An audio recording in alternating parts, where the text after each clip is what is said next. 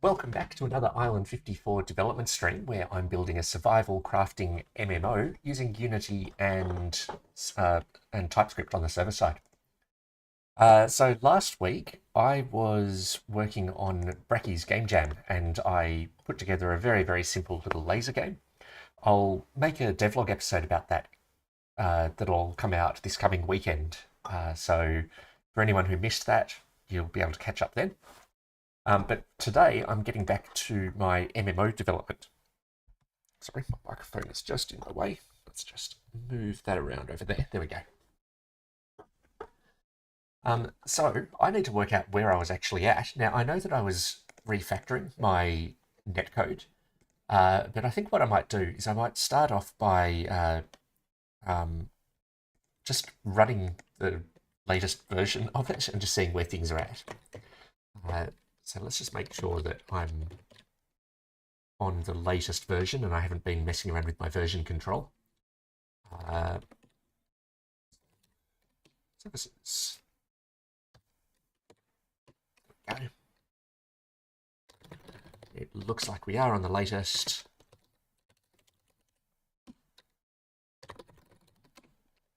We've got lots of changes in here. That's a bit of a worry.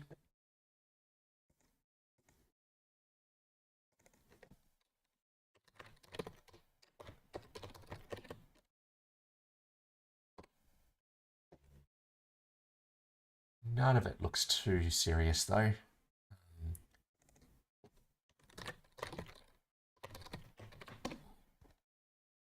Yeah, it looks like it's all just reformatting. Let's quickly do a diff, just see where things are at. This is all project files, don't care about those. Yeah, it looks like I've done a code cleanup. There's a little bit of code in there. Oh, I'm a bit quiet, aren't I? Let's just see what I can do here. Got my microphone in cardioid mode. That's what we want. Testing. There we go. Okay.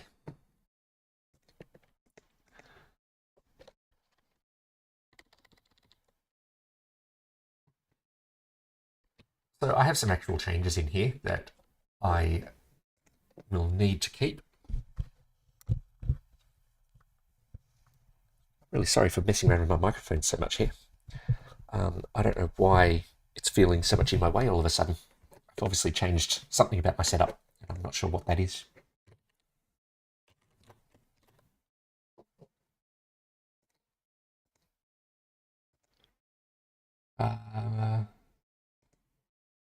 Making sure that I'm live on YouTube and Twitch. I am indeed.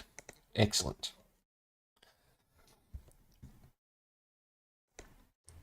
So, I'm going to spin up my server. Let's confirm that things are mostly working within the game. Hold on a second. I did have a problem with my licensing. Let me just pull that off.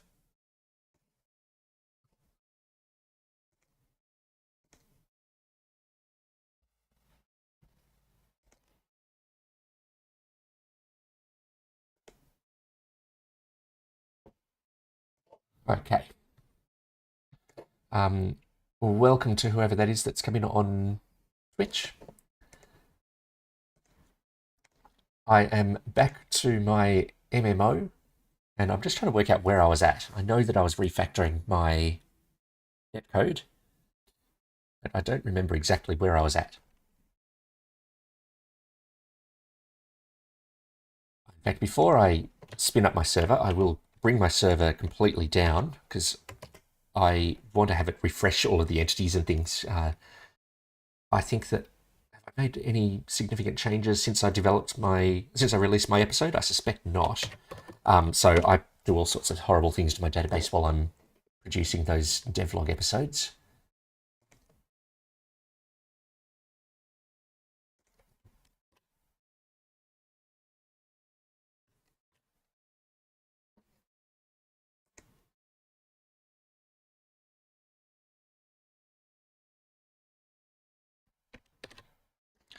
All right, that's running.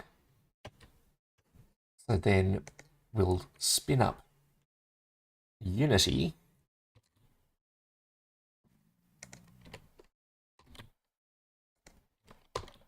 It's just loading now. It's probably going to complain that I don't have the latest version. No, it's not. Okay. Let's just try running this, see what state we're in. We'll fall through the ground. We always do that at the moment because the issue there is that it loads the player in, but switches gravity on. But then once the terrain loads, it goes and spawns the player in properly. So I probably just want to have gravity turned off when the player comes into the game, but for now we'll just deal with that. Okay, this looks pretty good. Let's take this player out, bring this player in. I'm just going to check that the persistence is working as I expect. So what have we got? On this sand patch, we've got 2 stones. Let's pick that stone up, put it just over here on the edge. Then I'll pull this player out, put the player back in, and that has persisted. Excellent. Okay. That is all looking pretty good.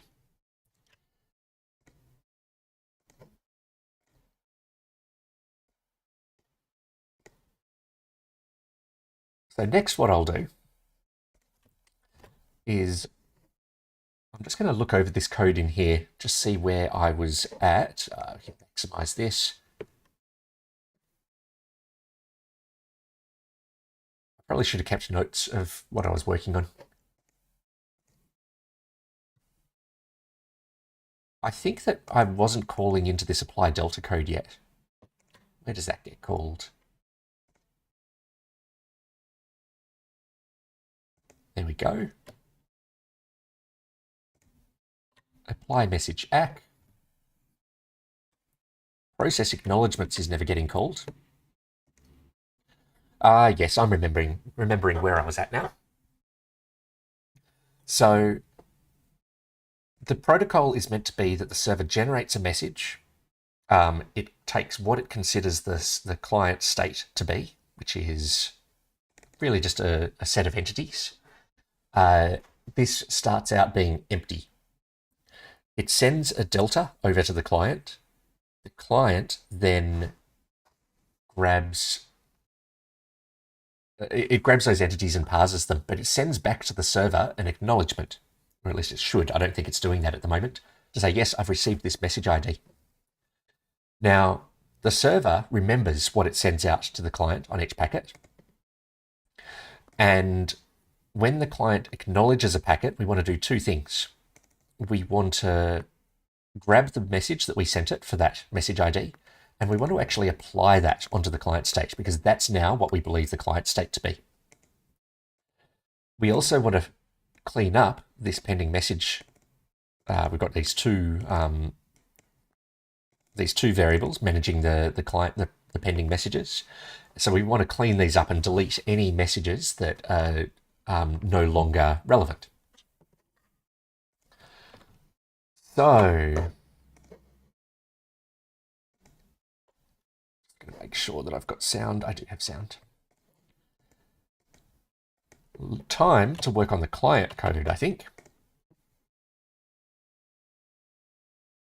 Now this netcode over on the client is pretty hacky. We've got these 2 main classes. We've got the server manager, which is meant to be responsible for kind of contacting the server and doing that kind of stuff. And we've got remote session, which is meant to hold the state about a specific connection to the server. In practice, these 2 classes just have code just scattered all through them that should be the responsibility of the other class. So I'll probably need to clean that up as I go along. But what I'm going to focus on here is getting these acknowledgements out. So let's see where we receive a message. process message. This is going to be, let's just rename this to process message from server, just to be absolutely clear.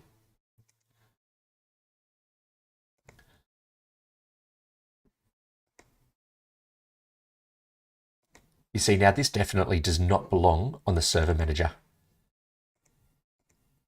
This probably belongs in its own class, but it should be the remote session that's calling into this, because the server, actually, the server manager receives these packets. There's not much I can do about that. But it should be asking the session to go off and process those messages. And then it would make sense for this to go and have some sort of an implementation reference or something. It would make testing a bit easier.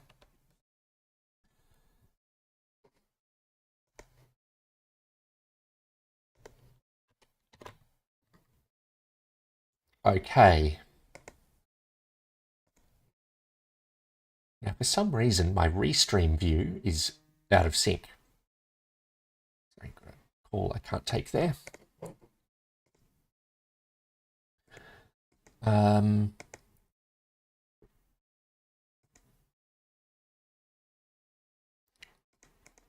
So, sorry, I'm just trying to work out how best to handle this. I won't do any refactoring yet, because this message is going to be called from the UDP listener. Yeah, so this is the thing that gets fired whenever... Oh no, this is very messy.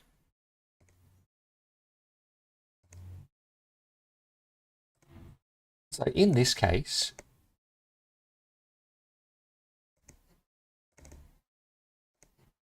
the session, remote session, is actually handling this packet coming in. So what I might do then is just see where this gets invoked. Excellent, somebody has left me a message.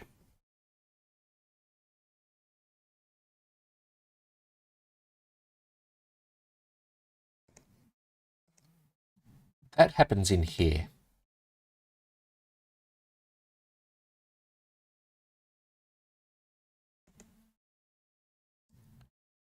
And this has a pending message. This is all good.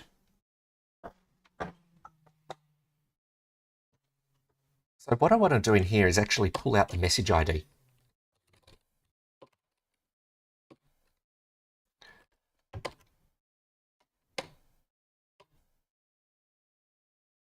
And I want to store that as something that I can send back in the next packet that goes out to the server. Now, the issue I have... Hello, Oslath, welcome. Now that I have a comment, I can actually see whether or not Restream is working. Oh, it kind of is. I got 4 copies of that message. That's going to be annoying. Anyway, I think I might just use the Twitch Stream Manager view. That only got 1 copy of that message. Yes, I'll use the Twitch Stream Manager view because, yeah, my Restream view is really not healthy.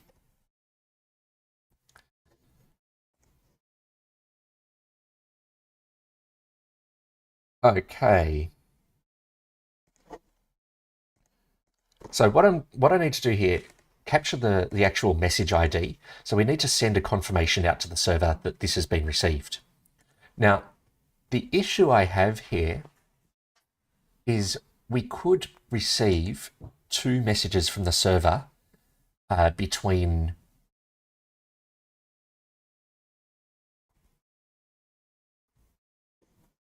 no, you don't. No need to pop over to... Oh, no, okay, whoa, hang on a second. I've just got to get Restream to stop doing that. That is spamming me very badly. Hold on just 1 second. No, there's nothing wrong with you being on YouTube. It is Restream that's the problem, and I can use either YouTube or Twitch to actually see these things. Let me just turn off.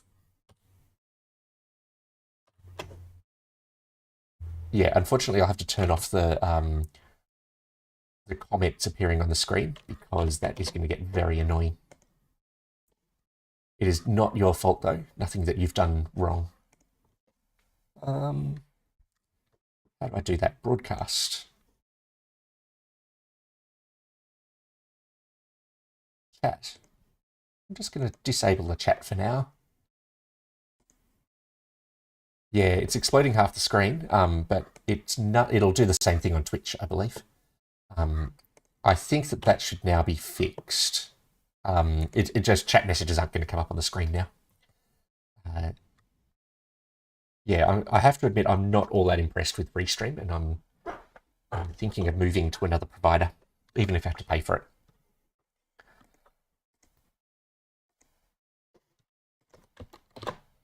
Just make sure that I can actually see some. There we go. I now have a comment view, but it's not going to appear on the screen. I apologize. All right. Yes. So the issue is if the client does receive multiple packets within the one frame, so before it's responded to the server, we don't know what order to apply them in. And that is a little bit of a problem. One thing we could do to address that is, we actually have a problem in the protocol here. We need to make sure.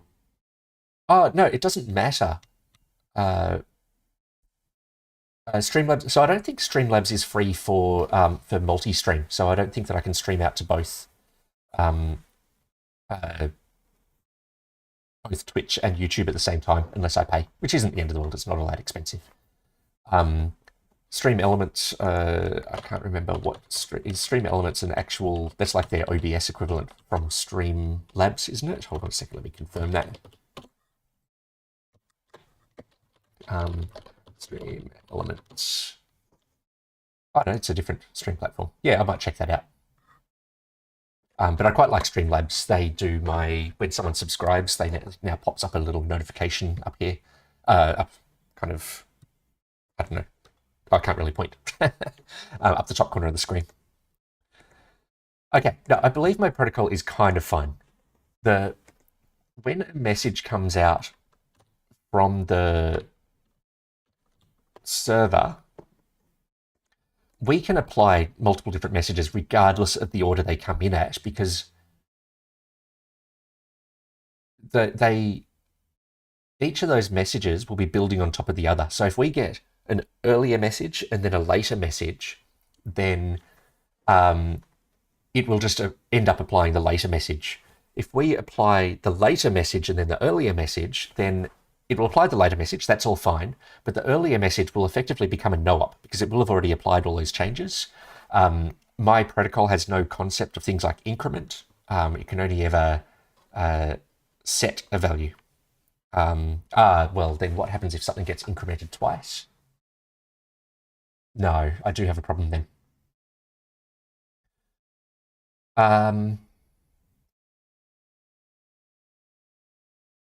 So I have a couple of options here. One option is to actually send out my server ID, my message IDs as incremental. It's not ideal though.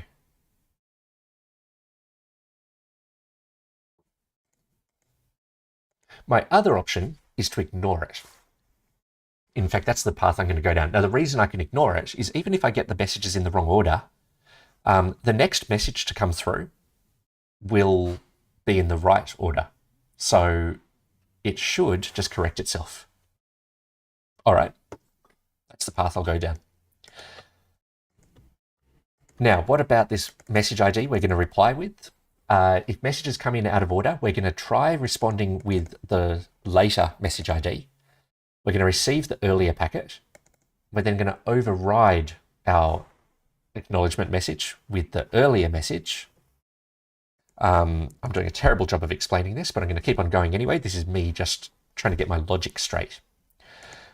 it means that we will acknowledge the wrong message to the server, but again, it's fine. It will just send through a bigger delta the next time, but bigger delta than it needs to, but everything will come back into sync on the next message from the server.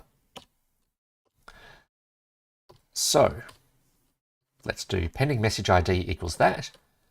And then I'm going to store this. Or in fact, I can just take this and make it, how do I make that a field? Pending message ID. There we go.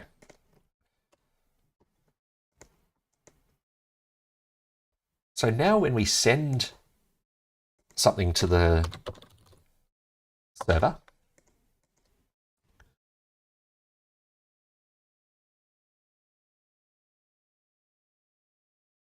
it takes a payload. Well, that's not ideal, is it? Because I need a server message.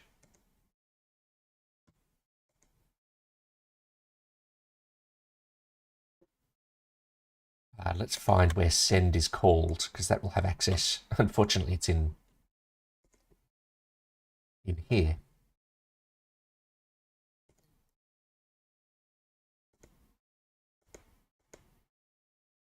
So let's instead pass this responsibility for, so the taking a message and packing it into a byte array. I'm going to delegate that to the session. So let's change the type of that parameter. Come back through to here. Let's rename this to message.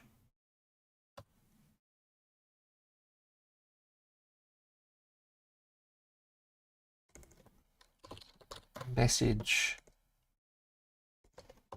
Oh, right.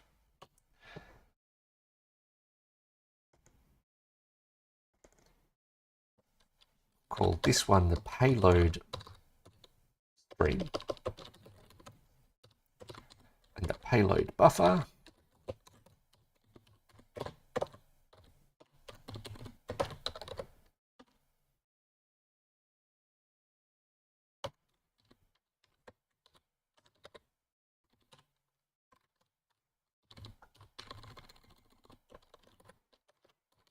All right.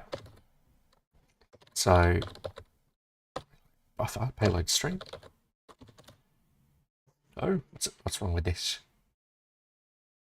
Surely it's payload buffer.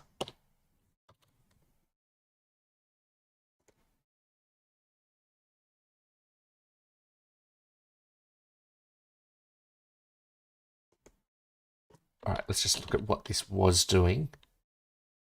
Oh, this was a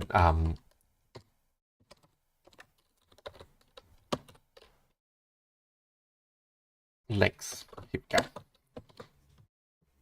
Almost.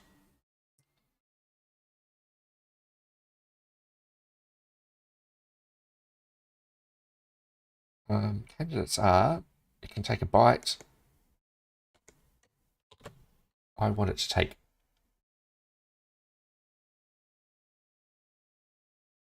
really? Oh, int capacity. There we go. All right, let's just cast that. So it takes the client message. It asks protobuf to stuff the client message into a buffer, basically an array. It makes sure that that's all flushed out.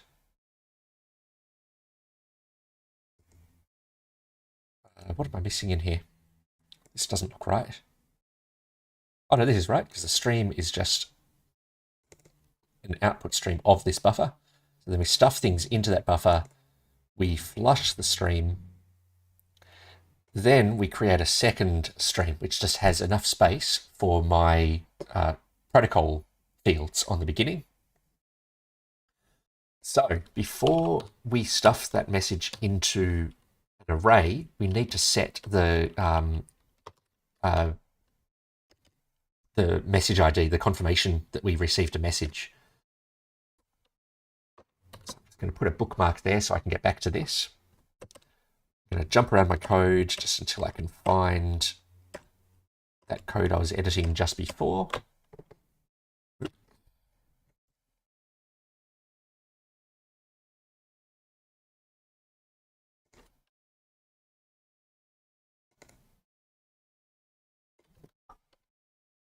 Let's quickly generate an empty client message.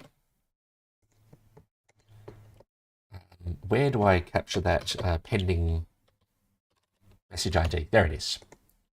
Now the type of ID is a class, so this can be null, that's fine.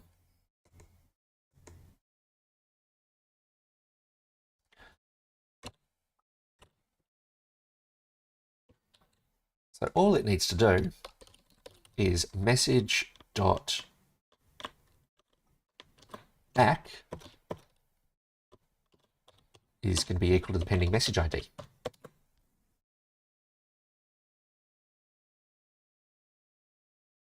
So in theory, I know I say that a lot, but in theory, the client should now be able to send ACKs back to the server.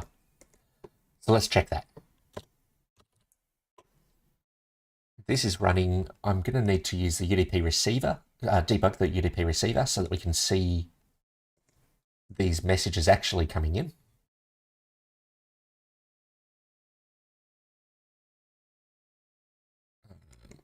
No, not play. I need to debug. Debug.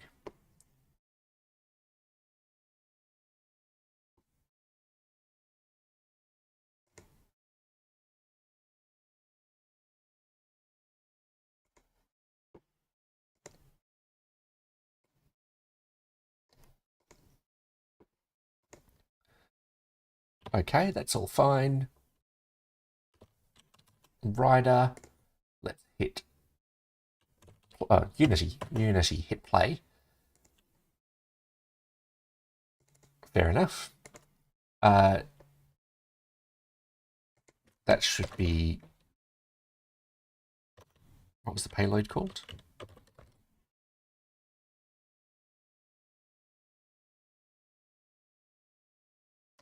I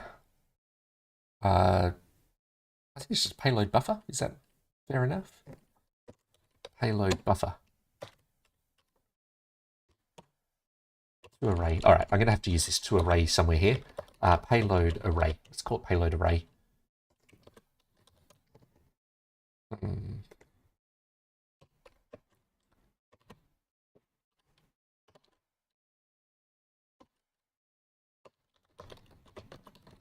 Array.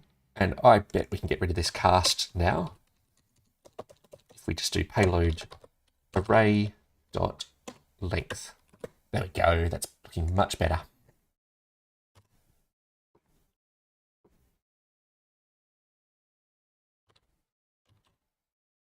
We'll hit play. Now we shouldn't see any other players in the world, but our stone should still be moved. Perfect, because those players have timed out now.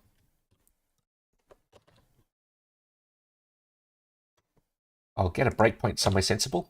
UDP.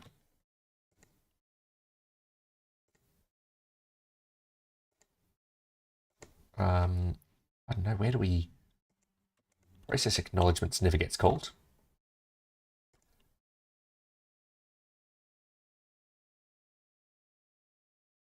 Yes. So this game state actually exists. That should not be in UDP transmitter. This needs to move to another module because obviously the UDP receiver is the one responsible for managing this state. Well, half of the state. So it might actually make sense to move this code into the session service and then have the UDP receiver and UDP transmitter call out to the session service to do that work. I've got a feeling that's going to be the right thing to do. I'll get to that shortly though. Let's first of all make sure that we're getting these messages. Listener, datagram processor. Here's where it parses the message. So let's get a breakpoint in there. And my server crashed. This is my usual crash. Nothing wrong with my code. It's just something wrong with my setup.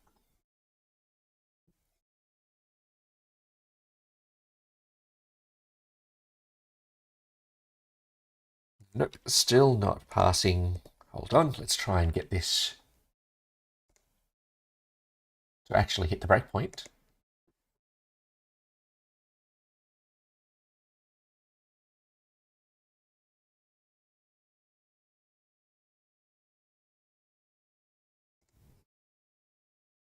It's running. At a breakpoint. Here we go. This actually didn't crash that time. So what is our message? Our message has an ACK, and this has a valid ID in it. So this is really good. So the client is now sending an ACK back. But that's not enough. And the reason for that is that when this message is coming through from the server, let's go and grab a breakpoint in here, over on the client side.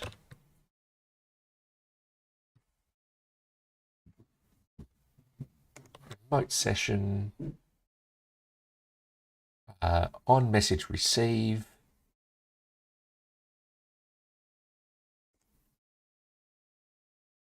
process message or something, process, whatever this gets called. Yeah, so let's throw a breakpoint here and have a look at what a sample message looks like. Pending message, its entity updates. It does have some entities, but it just has a very small number of entities. Slightly surprised that it has any entities, but whatever. Most of this packet is actually coming in as chunk invalidations. And you can see here, we've requested that 10 chunks get completely invalidated. That's because the server doesn't know that the client, it thinks that the client can't see all those trees and stones. So it wants the client to refetch all of the terrain scatter. So when we get the ACK back from the client, we can't assume that these chunks have been successfully invalidated by the client. The reason for that is,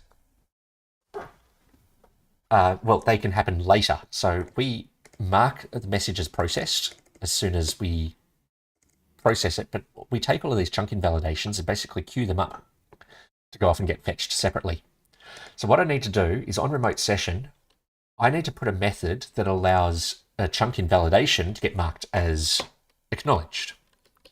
So I'm going to start out just public void, is that how you spell acknowledge? Yes, acknowledge chunk invalidation.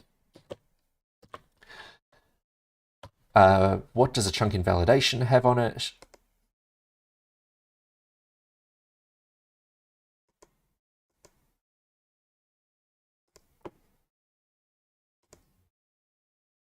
It just has the coordinate that's being invalidated and some properties of the invalidation, like what kind of entities are being invalidated. Now that we need more information than that. We obviously also need the actual server, the message ID from the server. So let's pass through a message ID and a coordinate. Now, better might be over on the server to store an ID against these chunk invalidations. Let's have a look at how the chunk invalidations are being stored. So what we do is whenever we generate a chunk invalidation, we insert it into here. The problem I'm having is that we need to know when the chunk got invalidated. So a chunk get invalidated multiple times. We don't know which version of the chunk the client invalidated, like which version it received when it performed the invalidation. Now I handle that somewhere.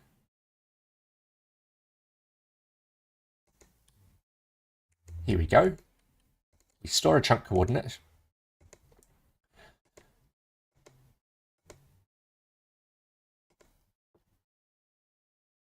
Welcome back, Oslath.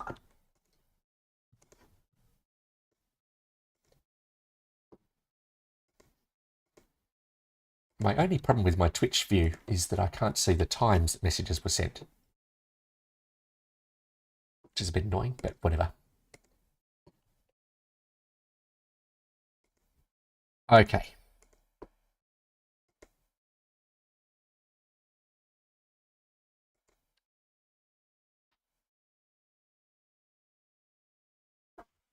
Hello, Chris P. Yes, back to streaming. I should be streaming every day this week. Unfortunately, I've had to disable chat on the screen just because of a bug in Restream. I'm going to look at replacing Restream with either Streamlabs or Stream Elements because Streamlabs just seems to be so buggy. Some days it doesn't connect to Twitch properly, and today it's just duplicating all of my messages hundreds of times, fills up the screen every time someone posts a message. So yeah, back to the MMO now. Last week was Brackey's Game Jam, and I'll make a devlog episode about my experience that'll come out this weekend. But now, back to the netcode.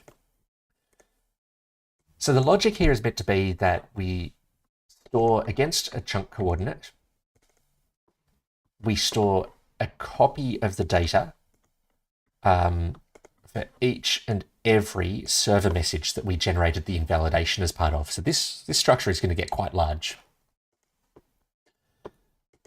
But it does mean that given a chunk coordinate and a message ID, we can look up the entity state that we think had, if that makes sense. So this is indeed enough information to send back to the server. Acknowledged chunk invalidation coordinate. That needs to be a chunk coordinate. Item type.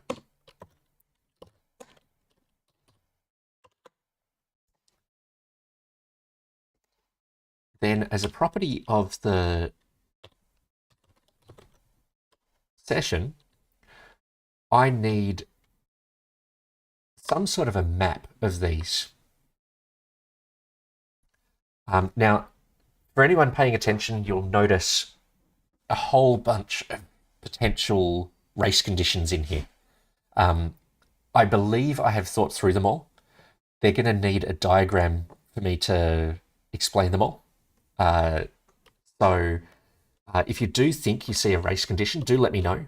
But most likely, it's something that I have thought about. Now, an example is when we get a chunk invalidation message from the server, at some point later, we're going to go and fetch that chunk from the server into the client.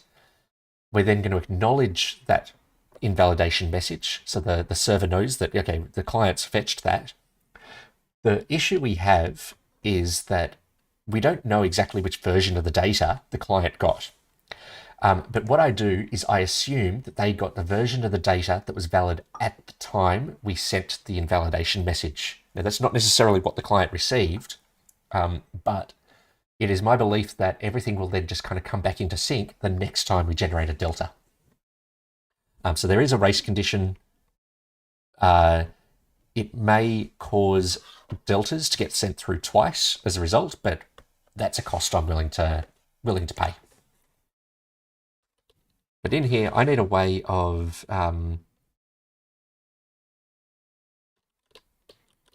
storing these acknowledgements. And then these will get bundled up and sent back to the server. Okay, so let's just store them. Well, for now, let's just store them as a list. We don't have... Oh, we might have the concept of a chunk invalidation acknowledgement. Let's just try a private list of chunk invalidation app. We do have a class for that. I'm not sure. This is actually a message. This is a protobuf message.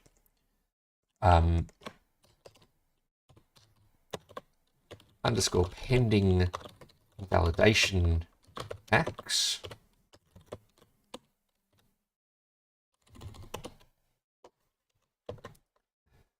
And then all we need to do in here is pending invalidation acts dot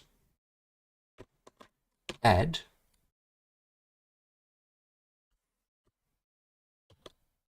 chunk invalidation ack.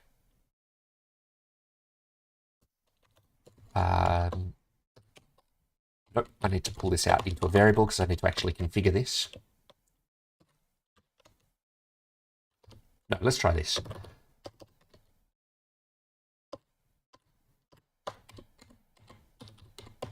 All over the place here.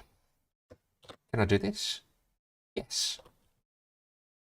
It needs a chunk like that, and it needs an ID. It doesn't like this because... why?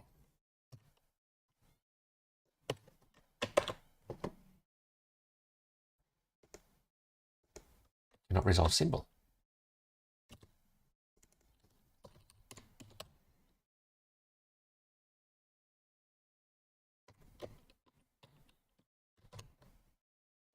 I have no idea what I'm doing here.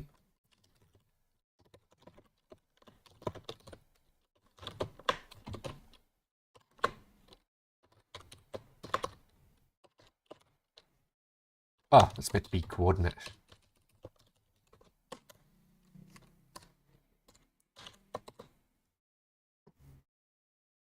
This, I've got these around the wrong way. That's meant to be message ID. All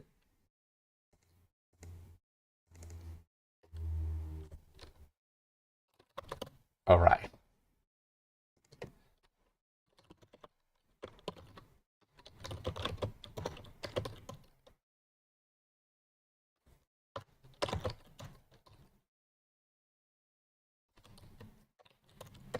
Sorry, just fighting with...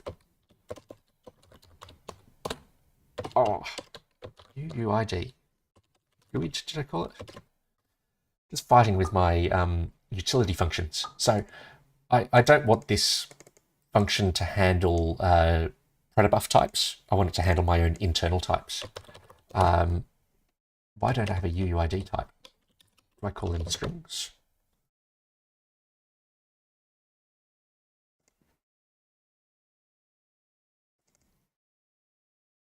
This would be a lot simpler, I guess, if I just pass these around as protobuf types.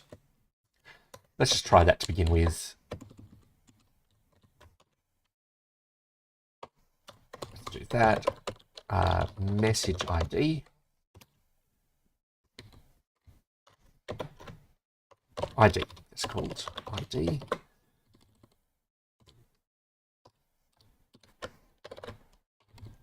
Message ID is going to be equal to message ID.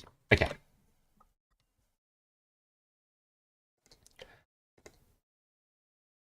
Yeah, I'll want to refactor all of this. I really don't like passing around these protobuf types because these are going to get passed very deep into the code that does the actual fetches of those invalidations. Okay, so we need to be able to acknowledge those.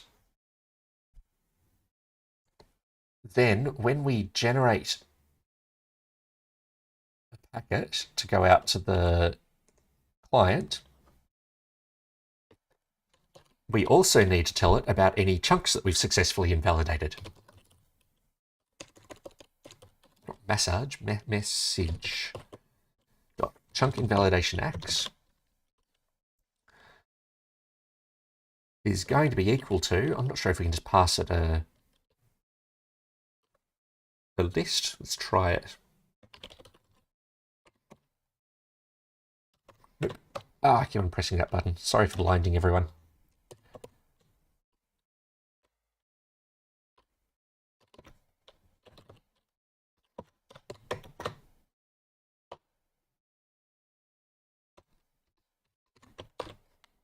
Still doesn't like that.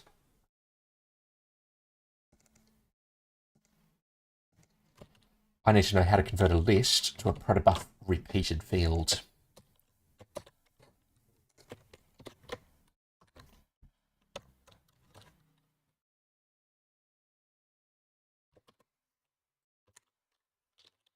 Protobuf repeated field from list.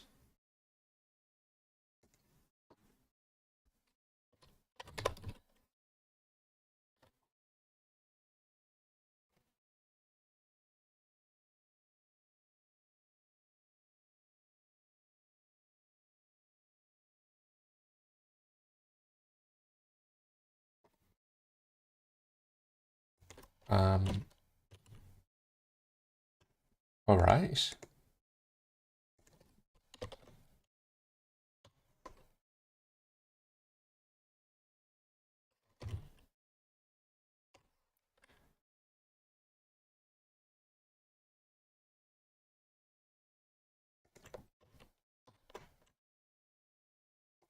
How am I meant to do this?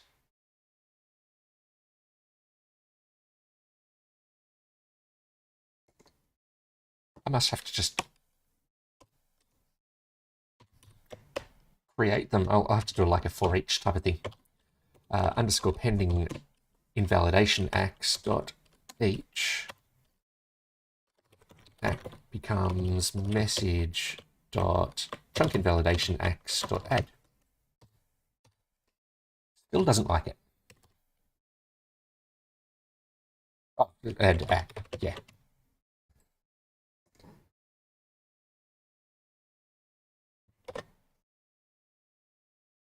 I assume C# doesn't let me bind this and just pass it through like that.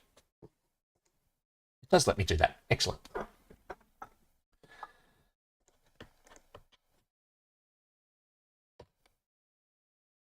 Now, once we've done that, it would be tempting to go and remove those chunk invalidation acts from this variable. The problem is we don't know for sure that this message that we're generating here is actually going to make it out to the server. So it feels like Inception here. The client is going to have to do something similar to the server, where it's going to have to keep track of which messages got sent out in which client packets. So then when the server acknowledges a client packet, it can go through and clean up this array.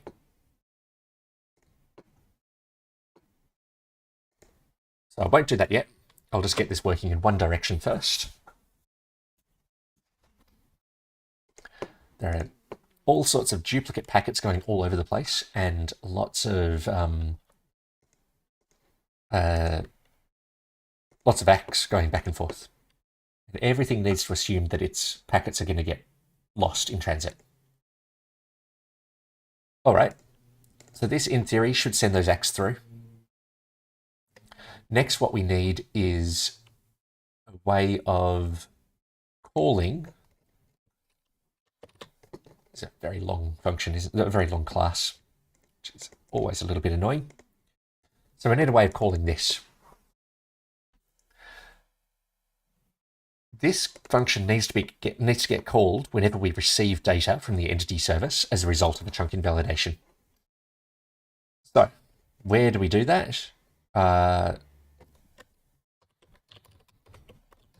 let's go and look at our... Where do we process the message from server? Here it is. Yeah, see, this really doesn't belong in the server manager.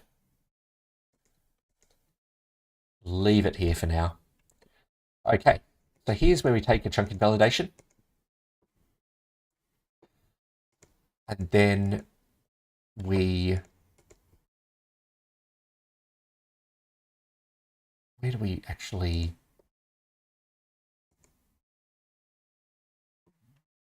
Fetching entities, dispatch the request out to the entity service. Here we go.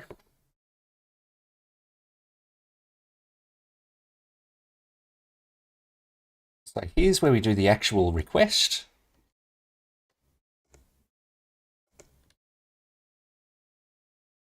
This is a huge function. Then we remove anything that's no longer there. and we apply any updates that are needed. This is for each entity.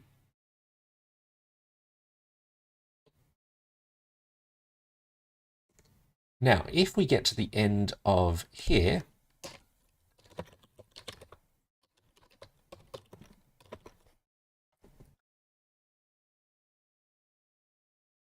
we need to acknowledge it.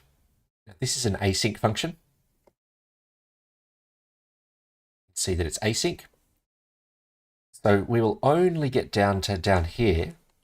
Yeah, it's a, as I mentioned, I don't think you were on, you were on Oslath, but for Chris P, these two classes, Remote Session and Server Manager, they're really not well demarcated, and yeah, they need to get broken up. This code absolutely has to be rewritten. I'll kind of get the code working before I rewrite it, because I don't want to have to. There's a possibility that I'll get to a point while writing this code that this is just going to get too complicated, and I'm going to have to bite the bullet and do the refactor first. But yeah, this should just be its own module, and there should be like a dozen classes in here.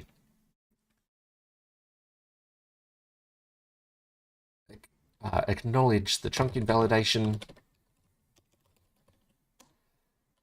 So to do that, we need to ask the session to acknowledge the chunk invalidation. We need to pass it a message ID. What's the message ID? I'm going to use some bookmarks here. Control-Shift-1 is going to be that code I'm editing at the moment. Process message from server. Yep, we've got a Control-Shift-2 is going to be up the top of this function. So in here, all we need is a server message.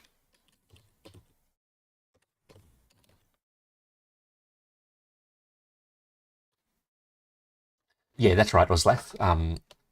It is.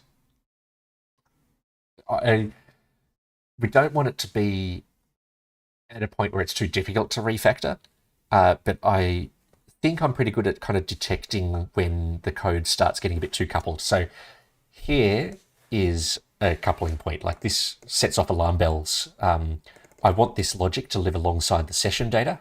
That makes complete sense. The pending invalidations are a property of the session.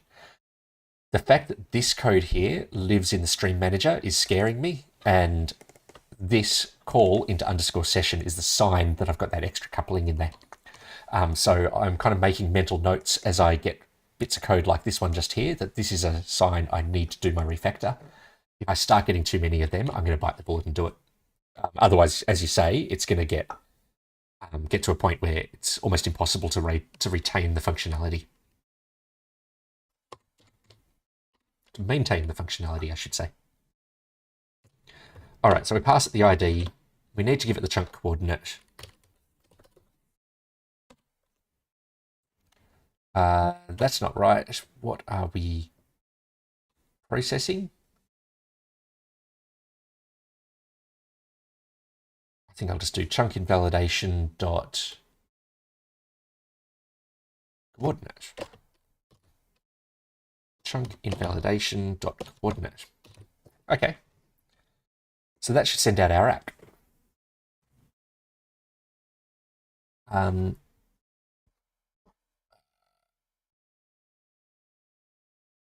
Writing up what it's supposed to do, and then start chopping it up into a text document. Yeah, so the other alternative that I prefer to go with there, Oslath, is writing unit tests. I find to be a pretty good way of kind of documenting the expected behavior. Obviously, you can't write a unit test or a set of unit tests that will survive a refactor, but you can kind of go through the old implementation and say things like, all right, when a message comes in, we want to make sure that we acknowledge it. And you can write a unit test for that just assumes that you've got the code refactored. So I find unit tests to be a good way of documenting those behaviors and making sure that the refactor does what this code used to do.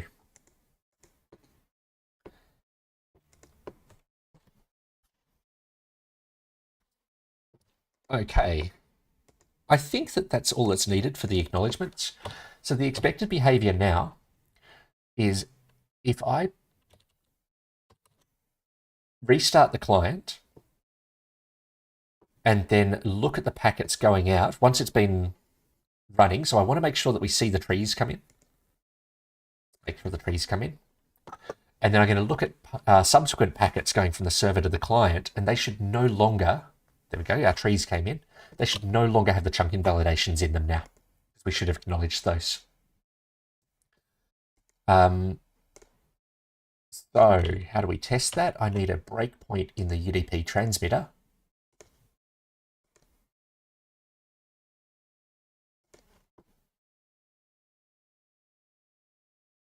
Datagram generator.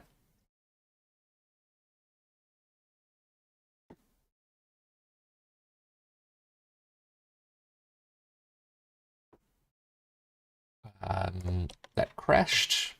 Is it my breakpoint issue?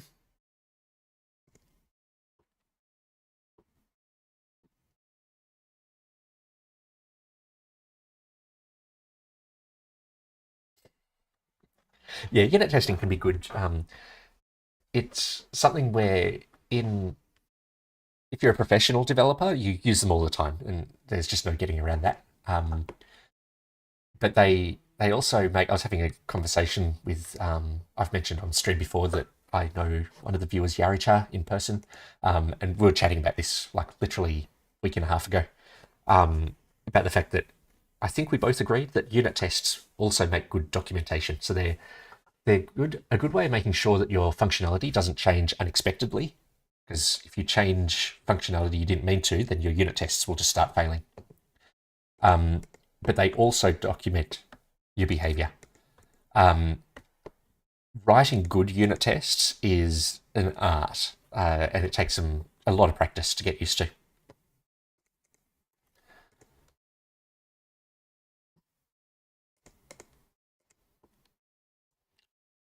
Okay, where are we at?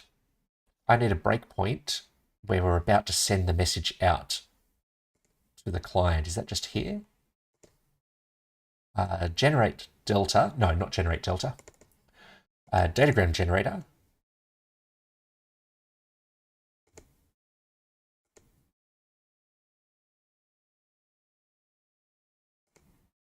Construct server message. This feels like it. Yep, so this is where we actually get the message. So I'll put a breakpoint in here. And we should have some entity updates. Oh, we've got a surprising number of entity updates. That's unexpected.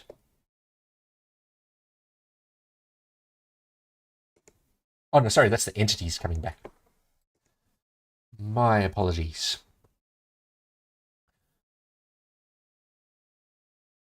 I think Delta is the actual message. Yes, and this shouldn't have many entity updates. There we go, we've got 6 of them. I have no idea what those 6 updates are. But then we shouldn't have any chunk updates anymore.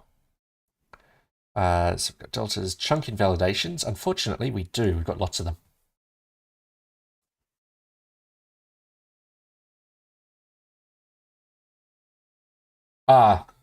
Yes. I know what's causing this. The issue is that when we get the acknowledgements back from the client, I don't think I'm yet applying the deltas back to the what the server's copy of the client state. Now, that is something I need to write, but I still want to test this code. And I think the right place to test that is in the UDP receiver again. So let's come back to that breakpoint.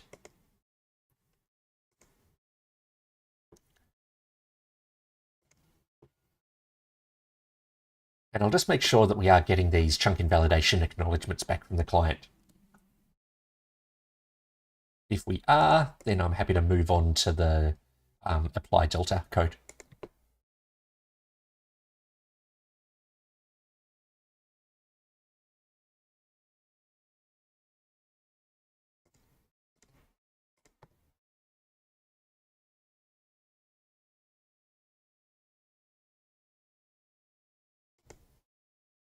Where are we at? UDP receiver.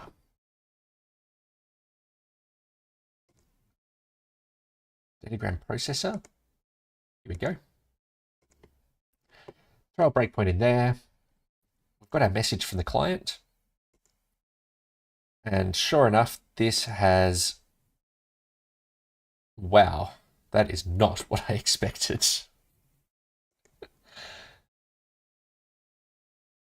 Ah, yes. I know what this is. So yeah, this code is broken. The client is not doing the right thing. It's sending through hundreds of chunk invalidation acknowledgements. And the problem is in here, where every time we fetch a new chunk, we're just adding the acknowledgement. But since the server's not cleaning up after these yet, it's ending up with duplicates coming up into here. And this is going to be normal behavior. We don't expect to see a message go from the server to the client, and then for that to get acknowledged, and then another message to get sent. There's going to be multiple packets in transit at a time. So this is normal conditions. So what I need to do is I can't make this a list. This actually needs to be a map of some sort.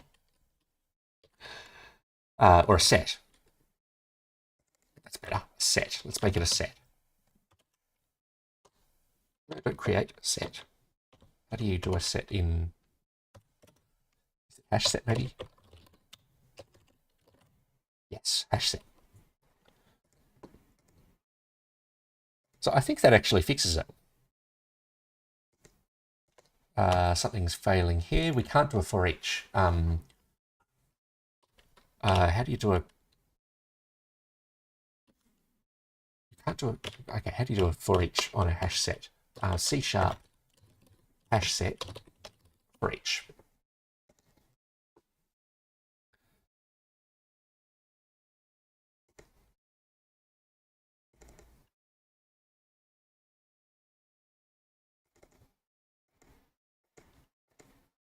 Oh, get a numerator.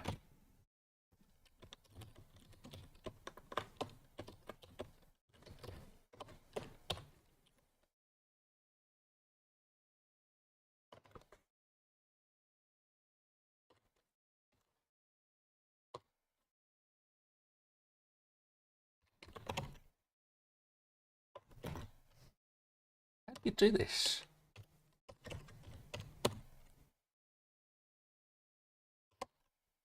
I just want to iterate on that.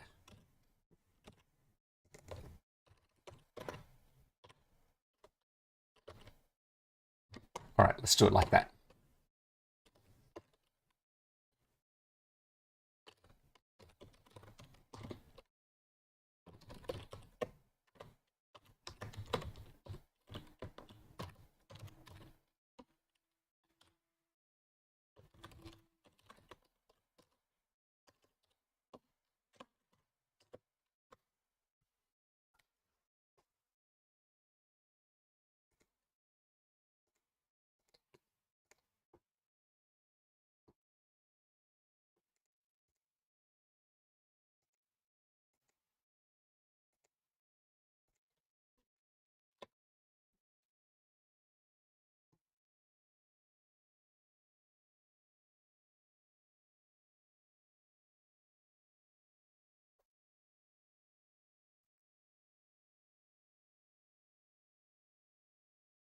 Yeah, so the behavior we'll get here, Oslath, is the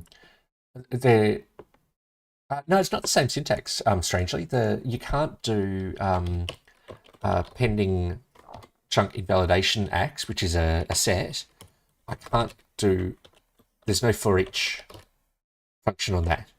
I thought I was going to be able to get a numerator dot for each, unless I have to make that a get enumerator.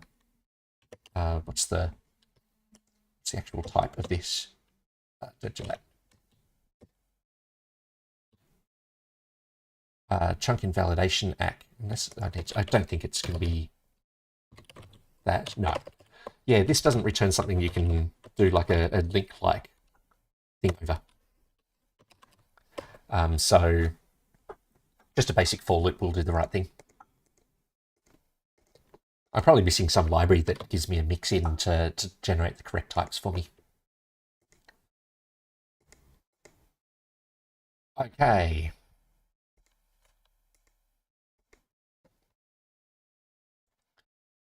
And I suspect the issue is that sets are not strictly ordered. So I think that's why they've not got it there.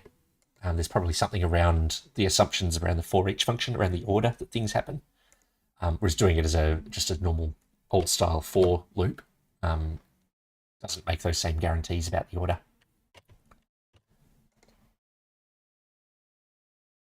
Okay.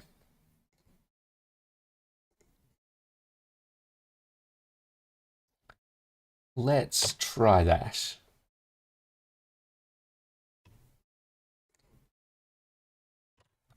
Yeah, I tend not to use link as C# developers use it. I really don't have much experience with C#. I just use it as the way that streams are supported in other languages. So in JavaScript and C, they have this concept of streams that you can filter items, you can map items, and so I only ever use link for doing the kind of functional programming style streams. Okay, I think this is fine.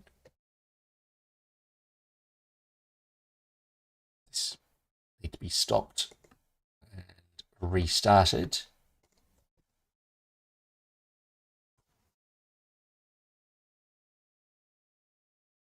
Got my trees, there's my stale session. We come back into here.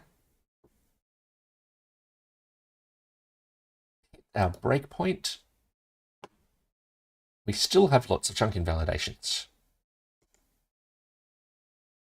Ah. Yes. And again, this is for good reason.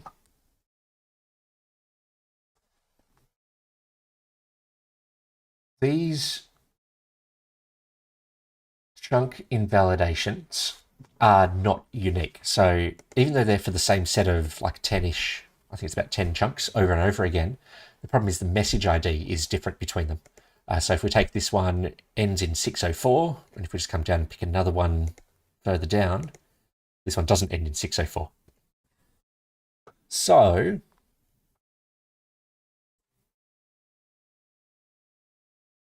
we need to, we don't want the client to keep on fetching all of these chunks because the server is going to send out the same chunk invalidation over and over and over again.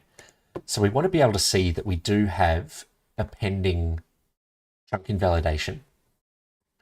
And we want the client to kind of ignore it. So if we know that a particular chunk is in the process of being fetched or is about to be in the process of being fetched, we don't want to dispatch another one.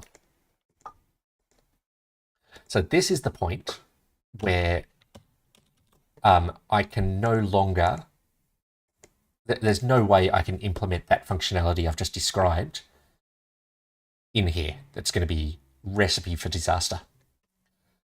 So at this point, I will create a new package. Directory? Yeah, there we go. I'm going to call it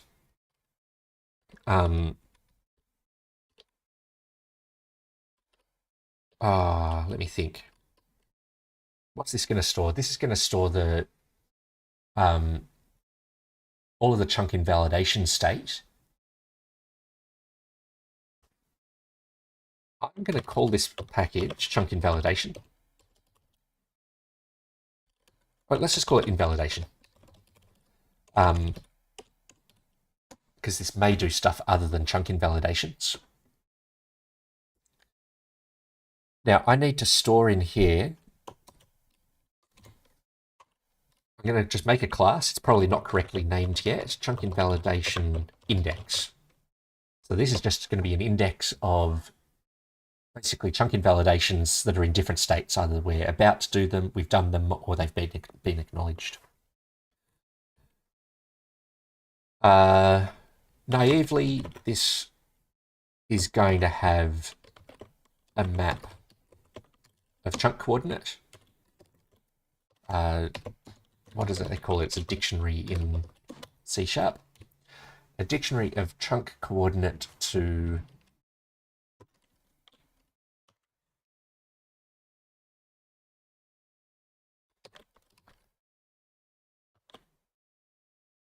it's a list of chunk invalidations.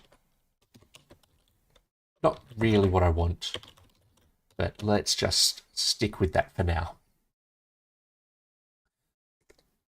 I need another class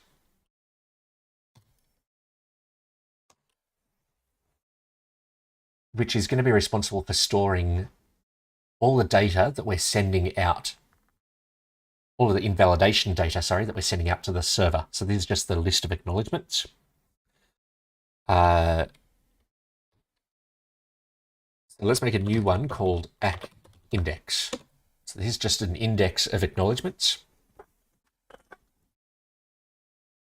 And naively, this is going to store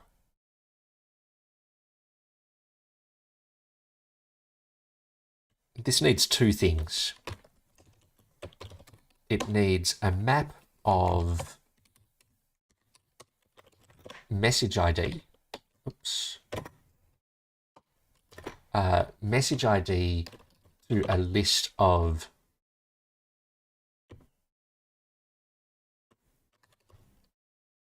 client messages.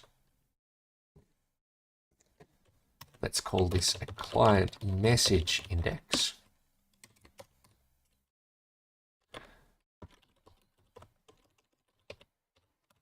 But it also has to be an ordered dictionary.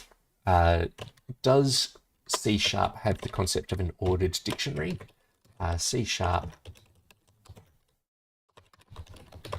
don't want a sorted dictionary. So just make sure that this is not a sorted dictionary. Key or index. Yes, this looks like what I want.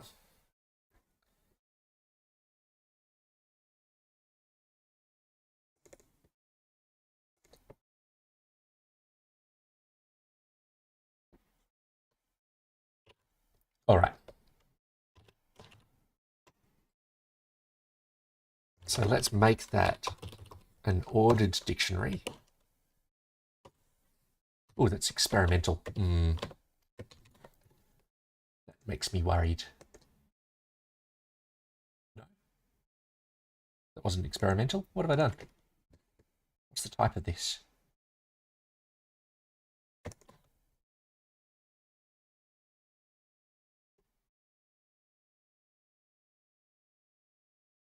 No, that's fine. Not experimental. I must have just misread extension or something as it was popping up.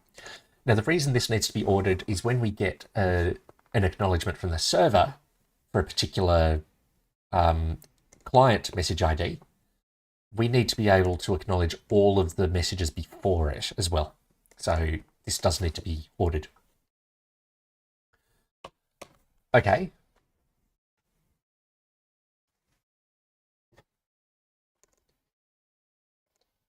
Now, what are the operations I need to support?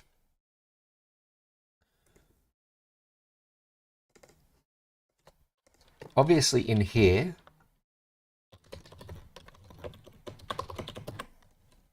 we need to be able to add a client message.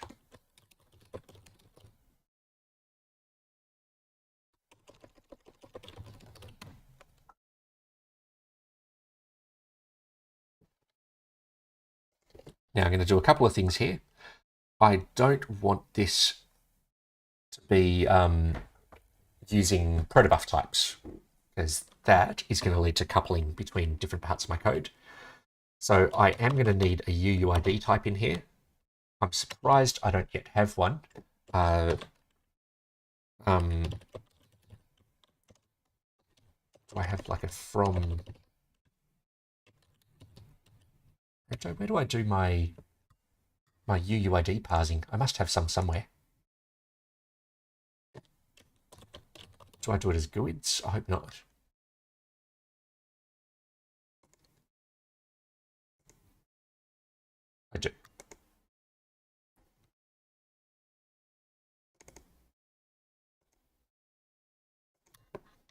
All right.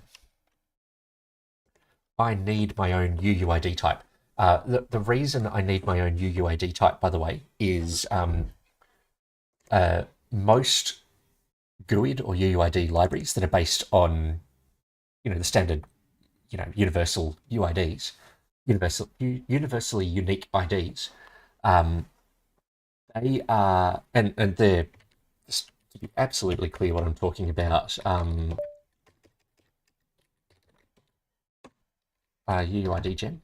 Yeah, numbers like this. These are not, they take up 128 bits, but they are not 128-bit identifiers. There's a couple of digits somewhere like there that actually have some data encoded into them about how the ID was generated. So I don't want to use GUIDs. It's fine in this case where I'm taking one of those IDs and then just converting it into a 128-bit number. That's absolutely fine and safe. But where I go back the other way, I can't take a 128-bit number and convert it into a GUID. Otherwise, I can change the way that this number gets interpreted internally. So for that reason, I don't want to use GUIDs. Now, what's this from GUID function, from UUID function? This looks like the kind of thing that I want in my new utility class. So I'm going to cut that code out. Then down in util, I'm going to make a new class called UUID.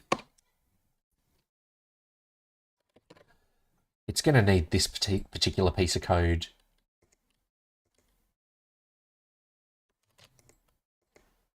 But this will get broken up into two parts. So this does two things. This function does two things. It takes a string and parses it into, I presume, a 128-bit number. Yes, here it is. There's our 128-bit number. And then it formats it and pushes it out as a protobuf ID. So I'm going to break this up into two things. A few functions. Let's do a public, static, UUID from string.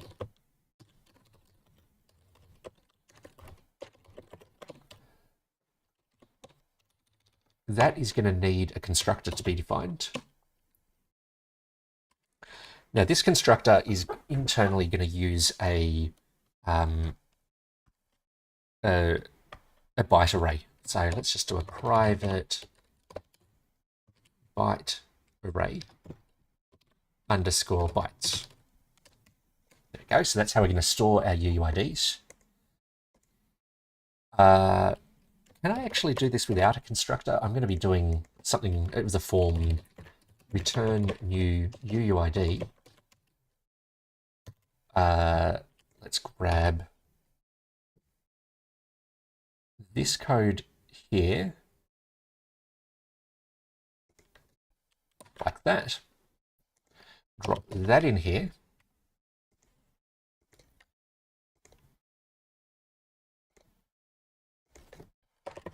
Can I do in here underscore bytes equals padded bytes?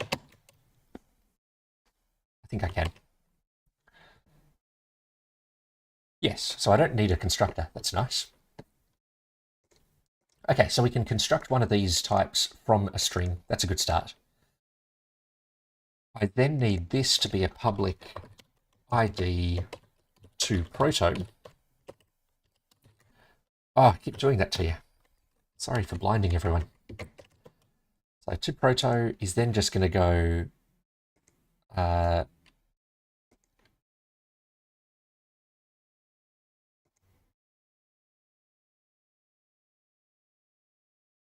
only assigned and its value is never used. Okay, these don't belong in there.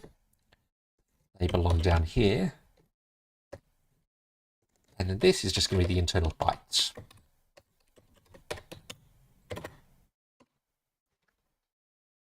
There we go. So now I should be able to grab a UUID from a string and convert it to proto. Is there any reason not to make this just a constructor? Let's just try making it a constructor. We do that, and then we just say underscore bytes equals that. Okay. So I'm going to need another couple of functions on here. So this is the string parsing code. I need a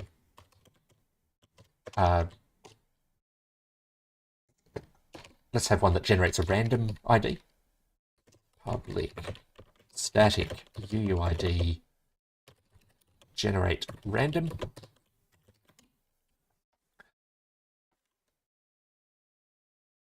And this just needs to generate 16 random bytes. Let me just change this. Sorry, I'm just noticing that that's not perfect, that code. I can just save a little bit of an array copy. Well, a reference copy. That's better. How do we generate random bytes in C#? Random bytes. Random.nextbytes.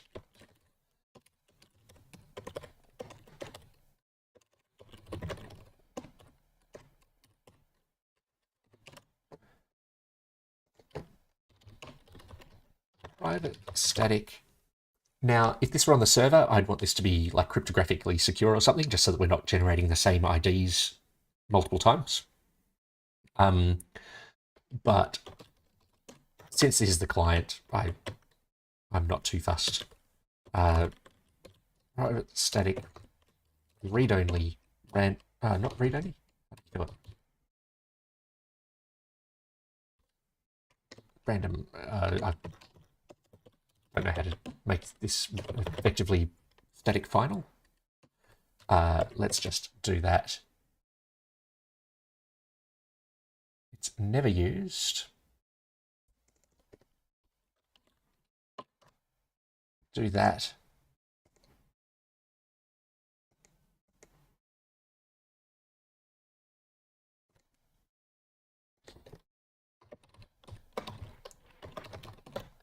Random.nextbytes. What does this need? This needs a byte array.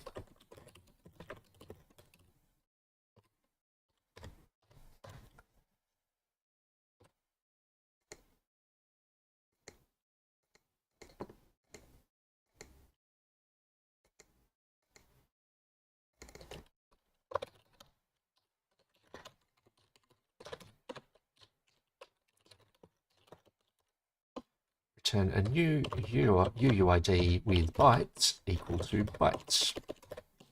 All right.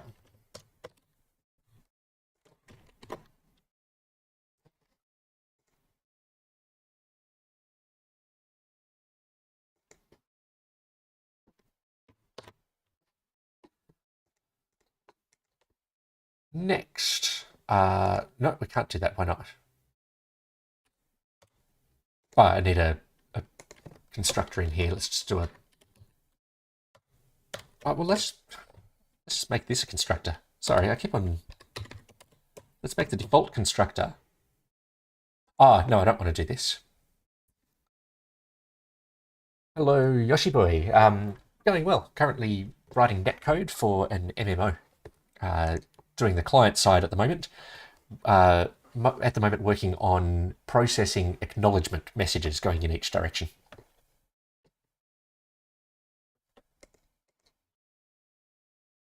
Okay, no, I can't make this a constructor. And the reason is that I can make it a constructor. Sorry, I'm bouncing all over the place. In fact, this gets a lot simpler if I do, because I can just actually make this a new byte 16 up here. We don't need to do that.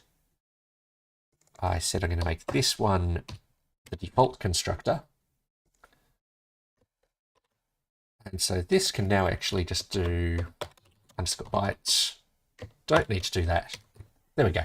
So the default constructor generates some random later. So if I come back to, I had a reference to this GUID, built-in GUID type somewhere. This doesn't need to do all this GUID stuff anymore. This can actually just return, oops, a new UUID. So that's a random UUID. To proto. And it doesn't like that because oh,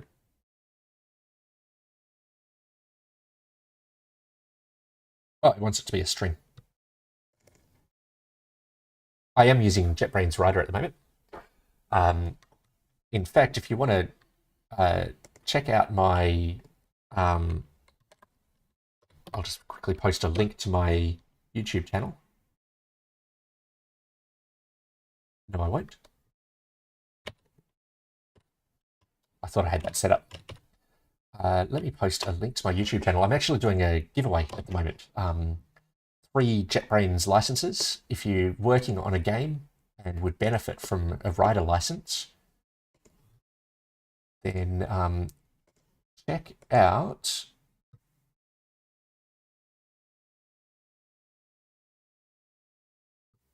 where is it?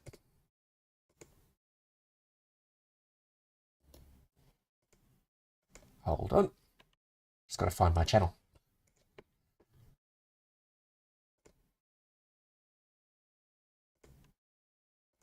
There's my channel.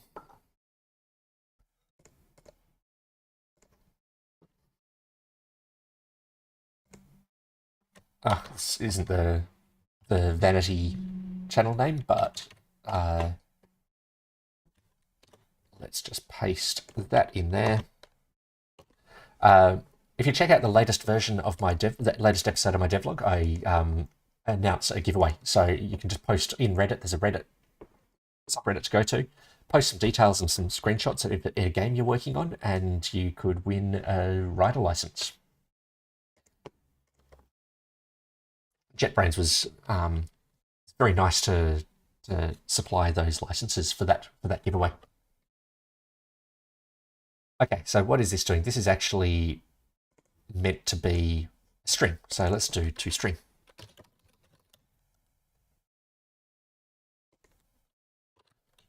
I need to implement that. UUID, we need a toString.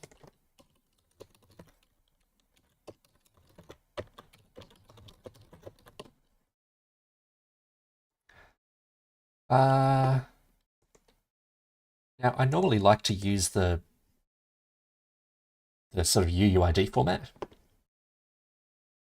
Yeah, you want to be quick on that though. The entries close in the next day or so for that. I think it was end of the month. I think I have it closing. So yeah.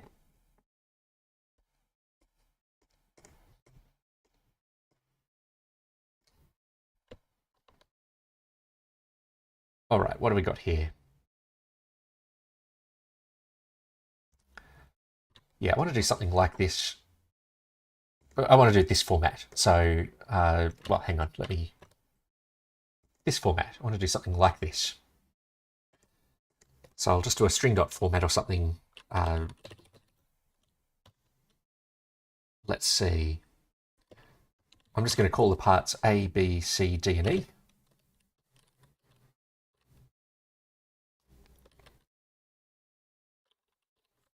I think. C# format byte array to string as to hex. My C# is not strong. Bit converter.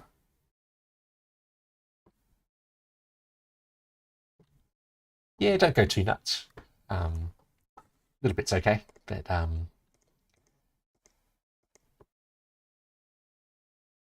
yeah, I play it fairly fast and loose with the rules. As long as you're not disrespectful to people, I'm not too fussed.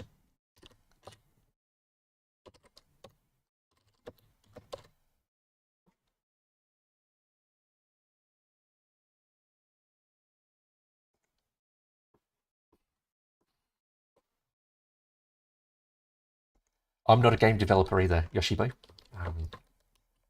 This is me trying to be one.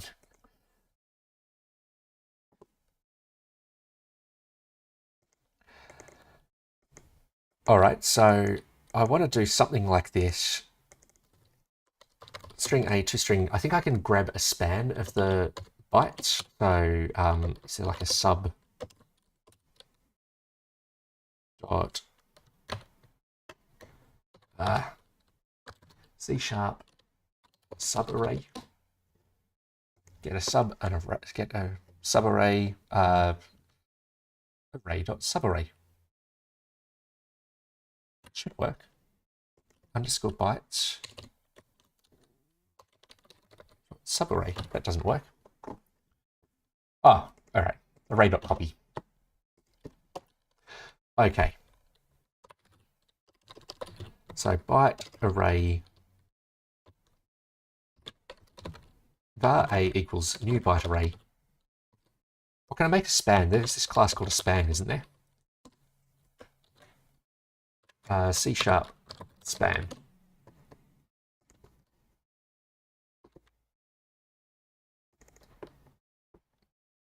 Contiguous region of arbitrary memory.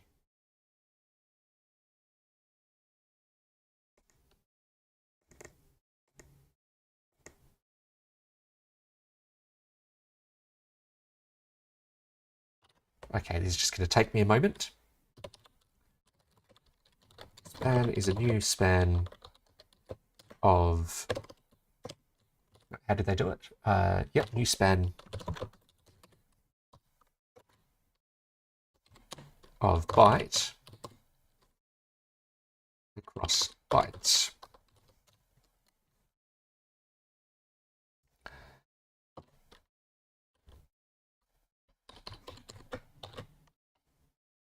We give it a start, and we give it a length.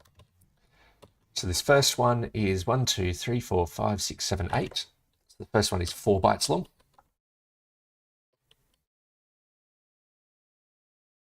And then can I call bit converter on that?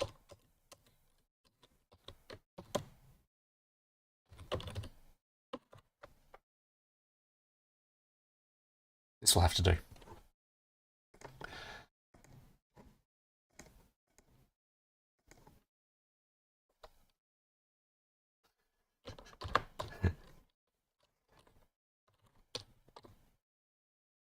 Yeah, it's actually one of the reasons I do both the streams and the devlog.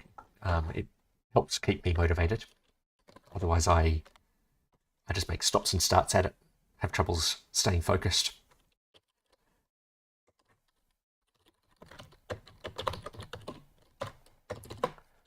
Okay. This is going to be some slightly nasty code, but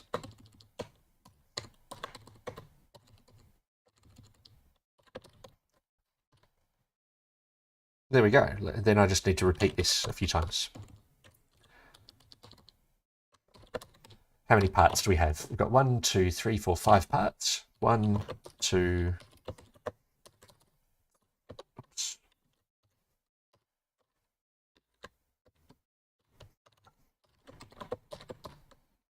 3, 4, 5. Like that.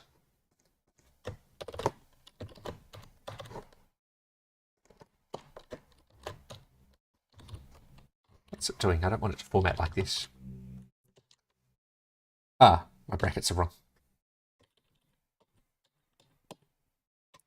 Let's fix my brackets. I think I need to do... Oh.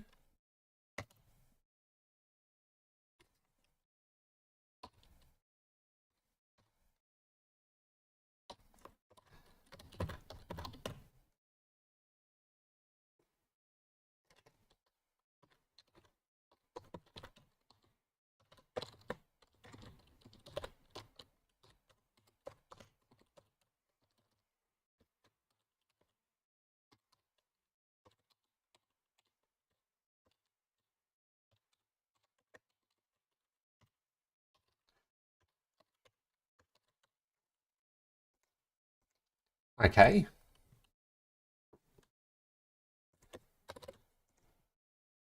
But in here, we need to go 4 to 6, 6 to 8. Let's look at the format again. So another one of size 2. It's going to be 8 to 10. And then the rest of it, which is going to be 10 to 16. Oh, this is length. Length should be 4, then 2, then 2. Yeah, I don't normally use letters as variable names, but if my recollection is correct, PDR, UUID,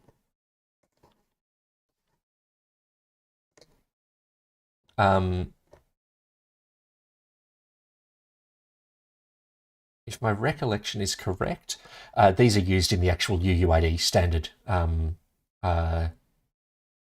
I just can't find a reference to that at the moment. I believe that V4 UUIDs, those parts are called A, B, C, D, and E.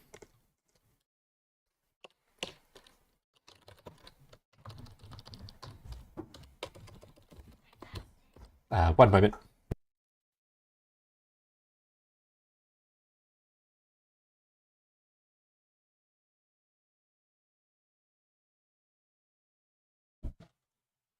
I'm back.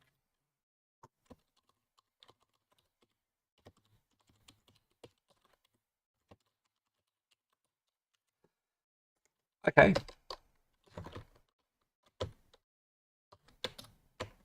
Oh, I keep doing that. I've got to remap that key that keeps on doing that.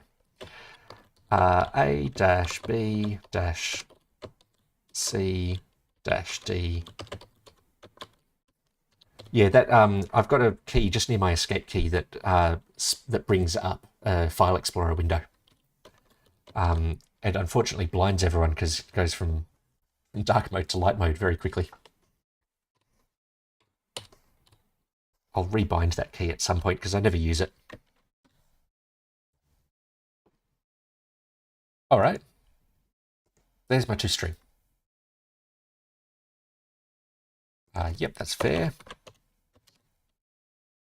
And now it doesn't like it because, yes, this is an override.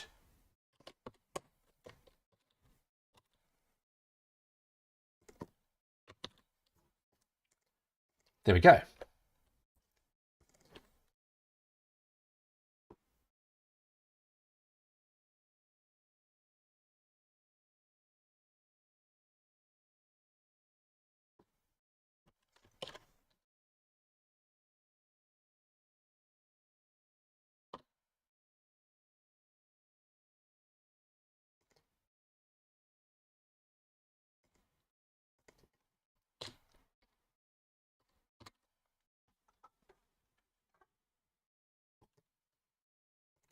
This is wrong. These should be some sort of a chunk invalidation. Oh,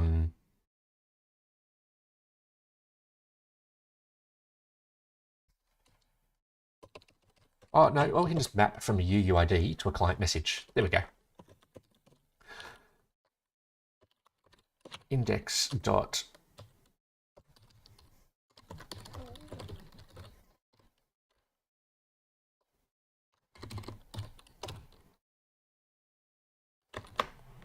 add client message dot ID client message. Why doesn't it like that? Oh, because this needs to get the UUID. Ah, here we go. I'm going to have to write another converter. New UUID. Do something like that. Let's create a constructor.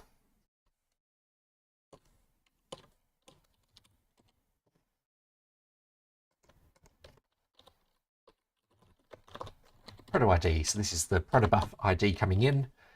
I think these are going to be pretty easy to convert. I just need to do the opposite of this code here.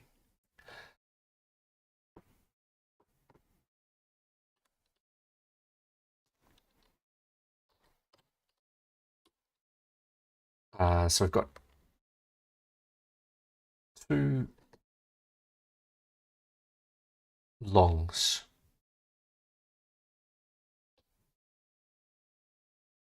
There might be a better way of doing this, but I'm just going to do var high equal to protobuf.id high, low id low.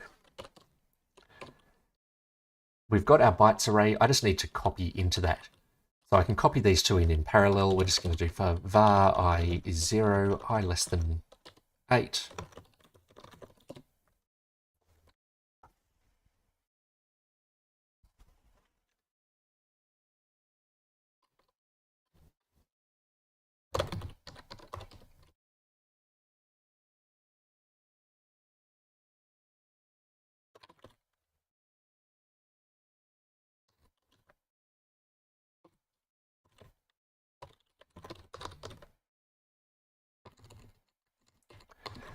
So when I is 0, we're going to copy in the low byte, the low byte of the low word, and I plus 8 is going to be byte high, and that. But then each of these, the high and the low, can then also get shifted by 8 bits.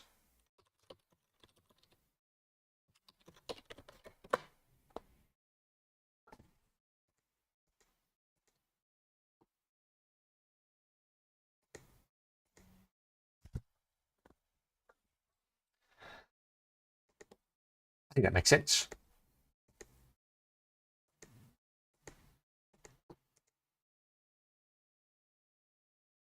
Do I handle signed properly? I don't think it matters. I think these are unsigned.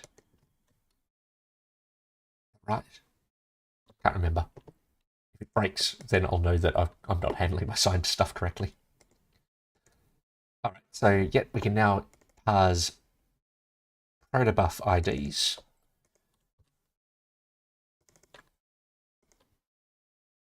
This whole piece of code can just become new UUID dot proto.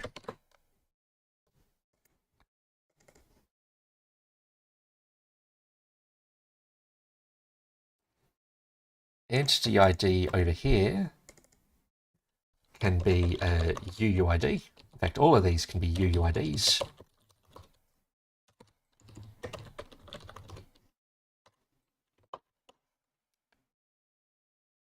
It's going to cause compiler errors all over the place.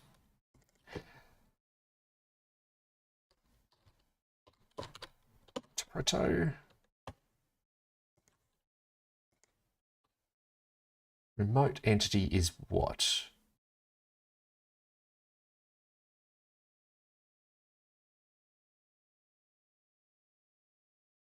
Our remote entity ID. This needs to use the string. All right, that file compiles. This one does not.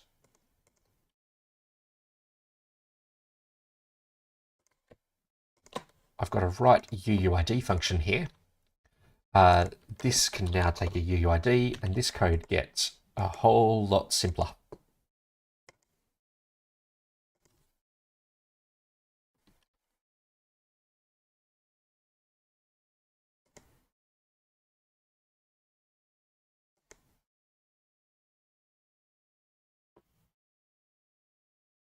This was pulling out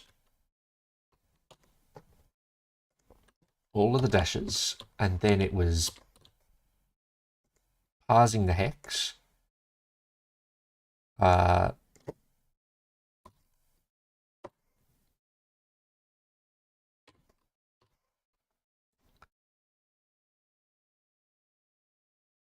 think this class here should probably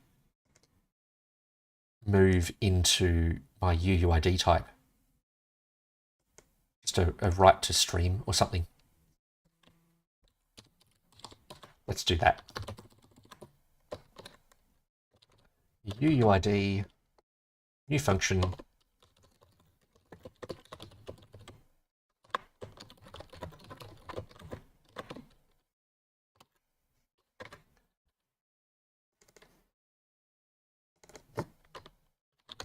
Welcome back, random guy.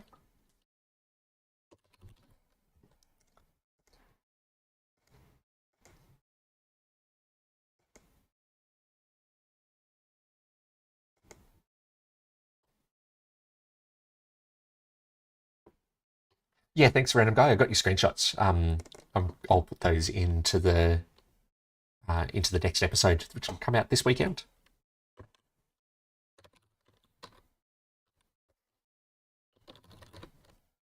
Bytes stream, bytes stream, and we can just write that out to stream.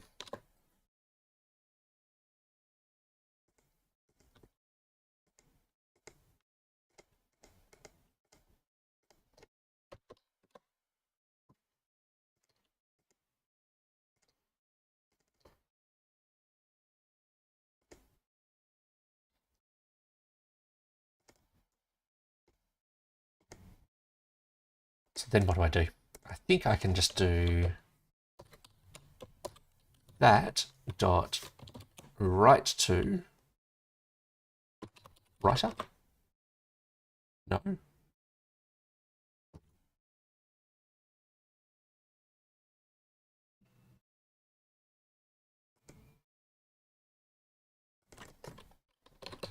Stream. There we go.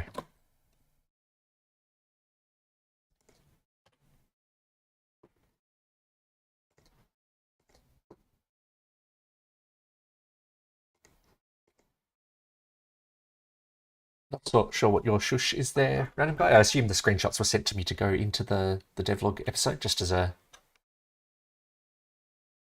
Or am I misunderstanding why the screenshots were sent to me? If I'm misunderstanding, just send me a DM on Discord.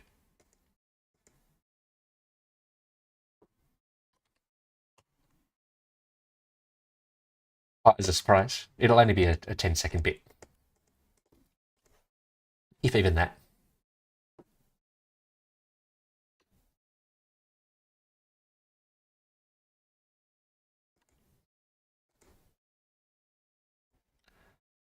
Okay, something doesn't look right in here. Oh no, this is okay. It's just ignoring some of the parameters as messages come in. I'm a little surprised at how few compiler errors that caused, changing all those types.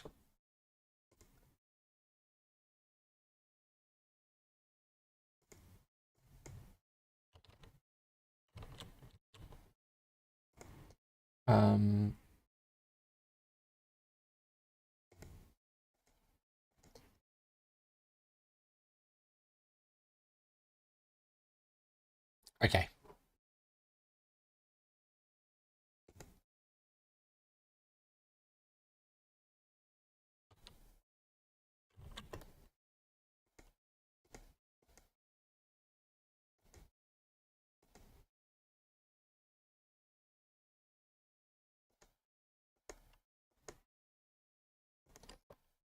Yeah, I'll check my DMs after the stream, random guy.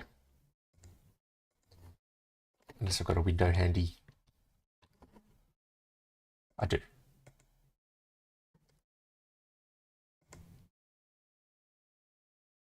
I'll see how I go, random guy.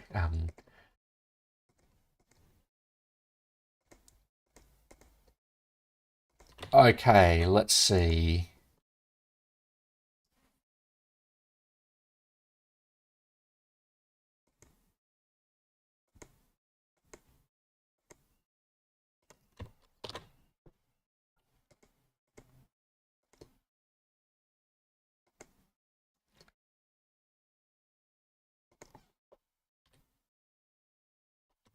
I think I'm ready to test this. I'm not expecting it to do much. Oh, well, no, I haven't finished writing the piece of code I was trying to write.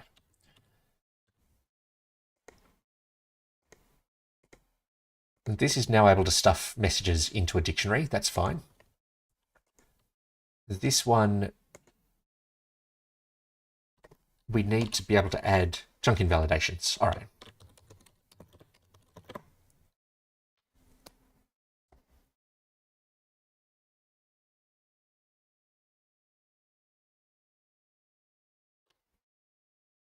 Void add. Yeah, I was wondering about that random guy. I thought, oh, you're currently banging your head against the wall.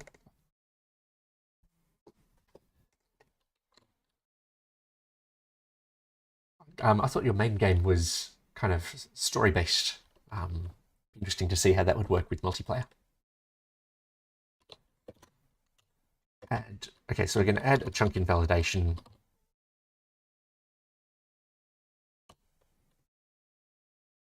Chunk invalidation. Okay, so the point here is that I need to keep track of the chunk invalidations, because if we're already fetching something, then there is no point in fetching it again.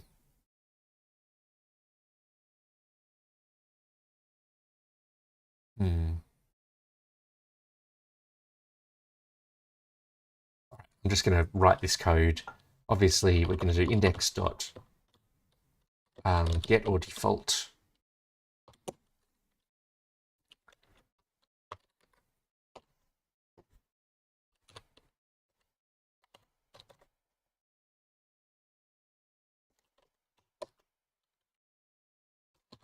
Going to need something to do some coordinate conversions. Oh, this belongs in the netcode. Sorry, let's come up into my netcode. I don't really have any netcode. I mean, this is my netcode, I suppose. All right. I'm not even going to write this as a separate class. I'm just going to write I was going to factor out the thing that converts between the on the wire chunk coordinates and the in memory chunk coordinates. All right, you'll add one bad joke random go.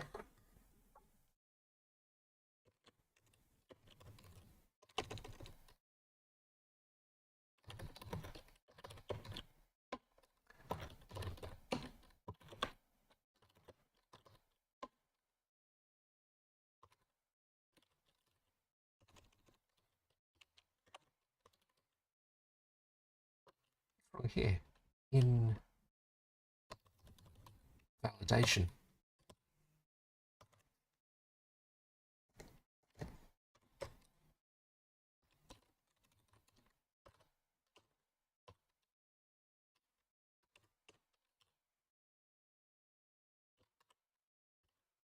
What?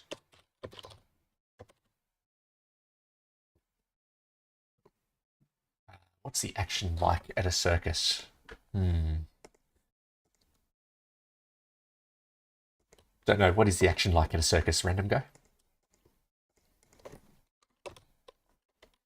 I can't work out why I don't have access to this. I've got something wrong. Oh, that's meant to be a var. Is that it? Yes, that's better. Dot coordinate dot u.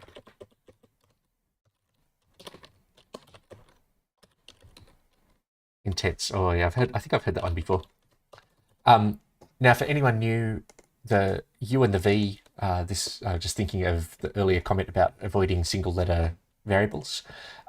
This is another one that's worth checking out my my devlog about, where I talk about testing hexagonal voxels and making my world infinite. I introduced my coordinate system there, and there are a lot of single letter characters, obviously, in my coordinate system.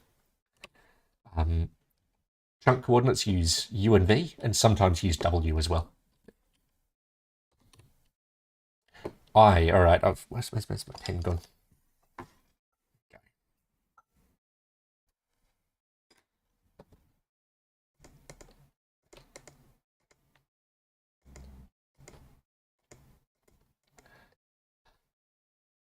Okay, so I've got that. I can then get or whatever chunk coordinate.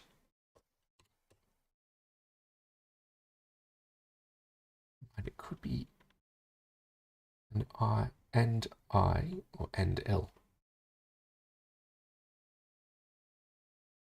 Oh, L. Uh,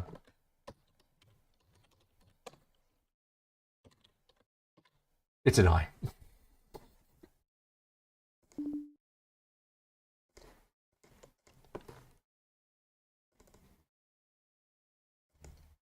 Because you have been doing it all caps. All caps so far. All right, back to this. Get value or default. I need to pull that out. This is going to be station.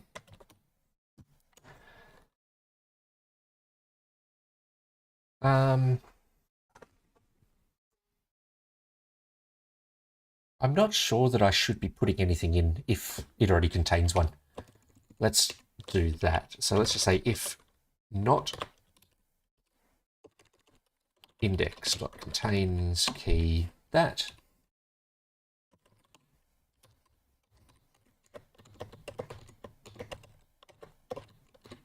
Now, I'm not going to be streaming a huge amount longer today. I've got some family things to attend to, and I haven't had breakfast either. So I'm going to start losing focus pretty soon. I'm already starting to lose focus.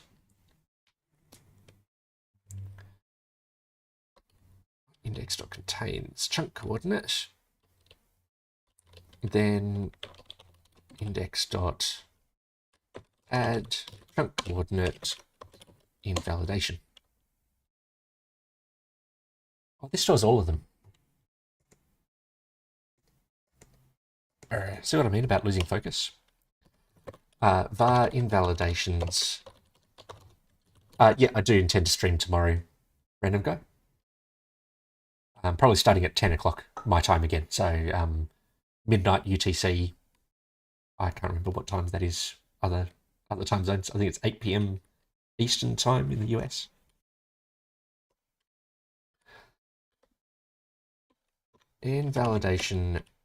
Invalidations is going to be equal to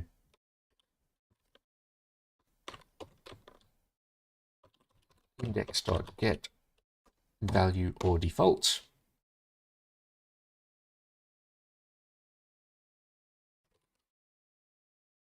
This slightly annoys me in C#. I really want to pass a function as the default value on these. And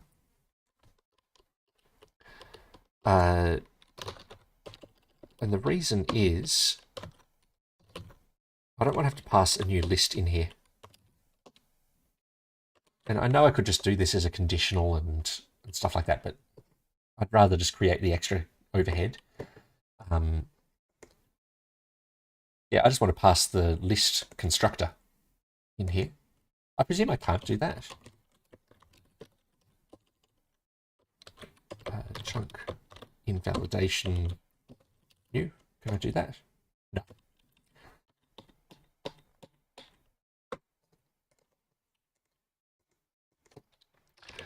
And then in here, I can just do an invalidations dot add that.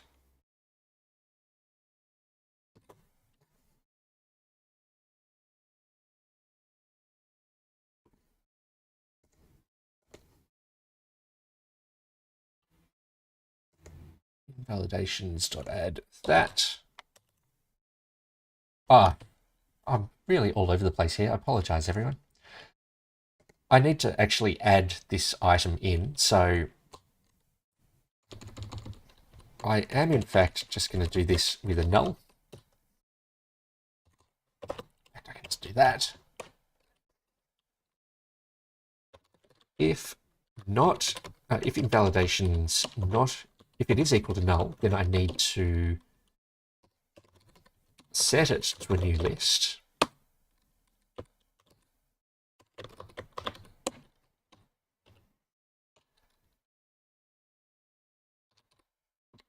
And put that into the index.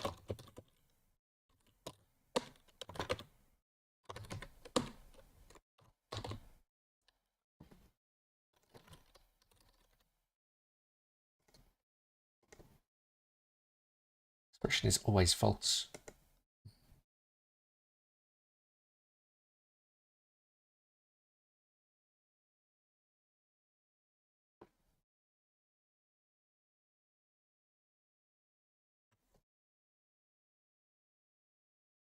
Ah.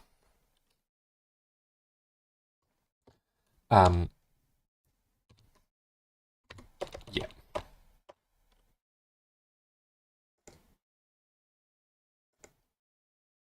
I don't quite get why that list can never be null.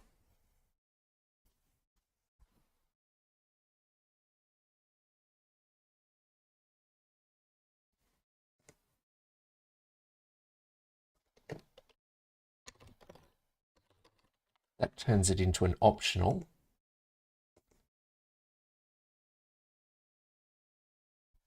All right. I'm a bit confused here. I'm just going to write this out in full. If we already have the key, then we add it to the existing entry. Else, we need to create a new one.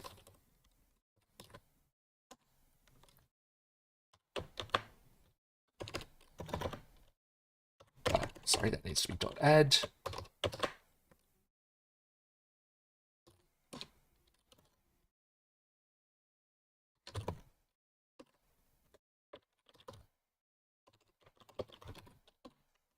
Like that. All right, I can just change the sense of this around. Let's invert that. And then I can get rid of that and that. There we go. That code is not too bad. I don't know why I didn't write that to begin with, other than the fact my brain is starting to fry. So if it doesn't contain the key, we just add an empty entry, and then we unconditionally add our invalidation to that.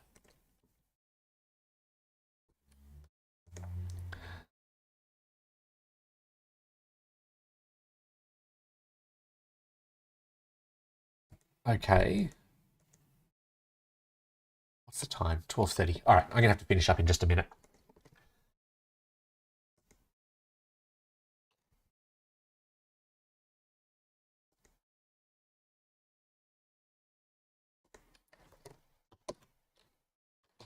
I'm just going to create a class in here.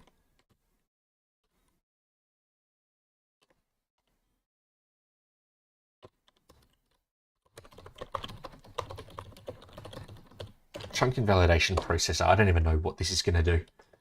The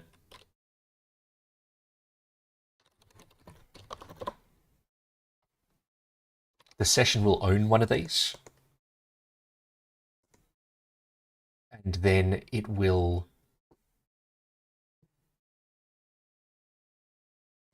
this will own the indexes.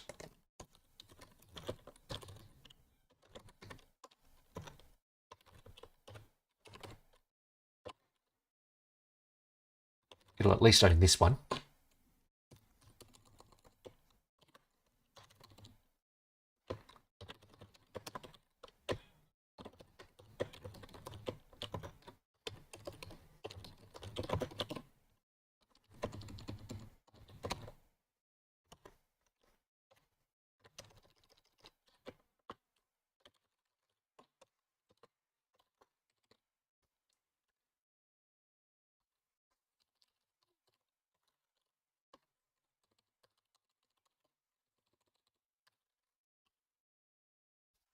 Then what it's going to need to do is decide how much work it needs to do on each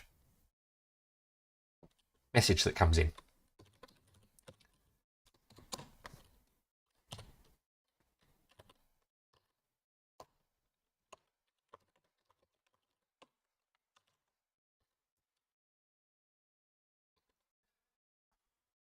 Okay, so it's going to go through each invalidation.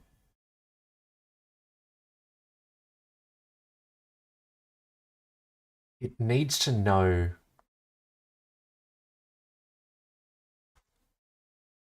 what's the best way of doing this.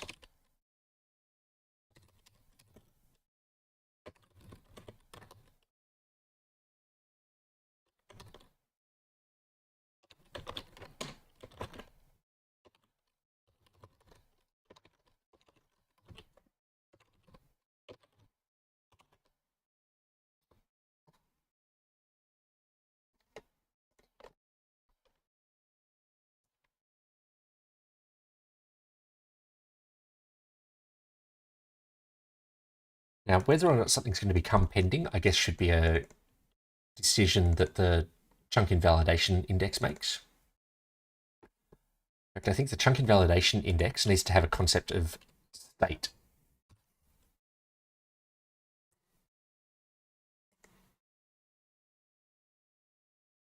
All right, I'm definitely going to have to get food because I'm not thinking straight at the moment, and I have a feeling I'm just writing terrible, terrible code. So I'll finish up for today. I'll be streaming again 10 o'clock tomorrow. Don't forget to follow on Twitch, subscribe to the YouTube channel, and until tomorrow, have fun everyone. Catch you around.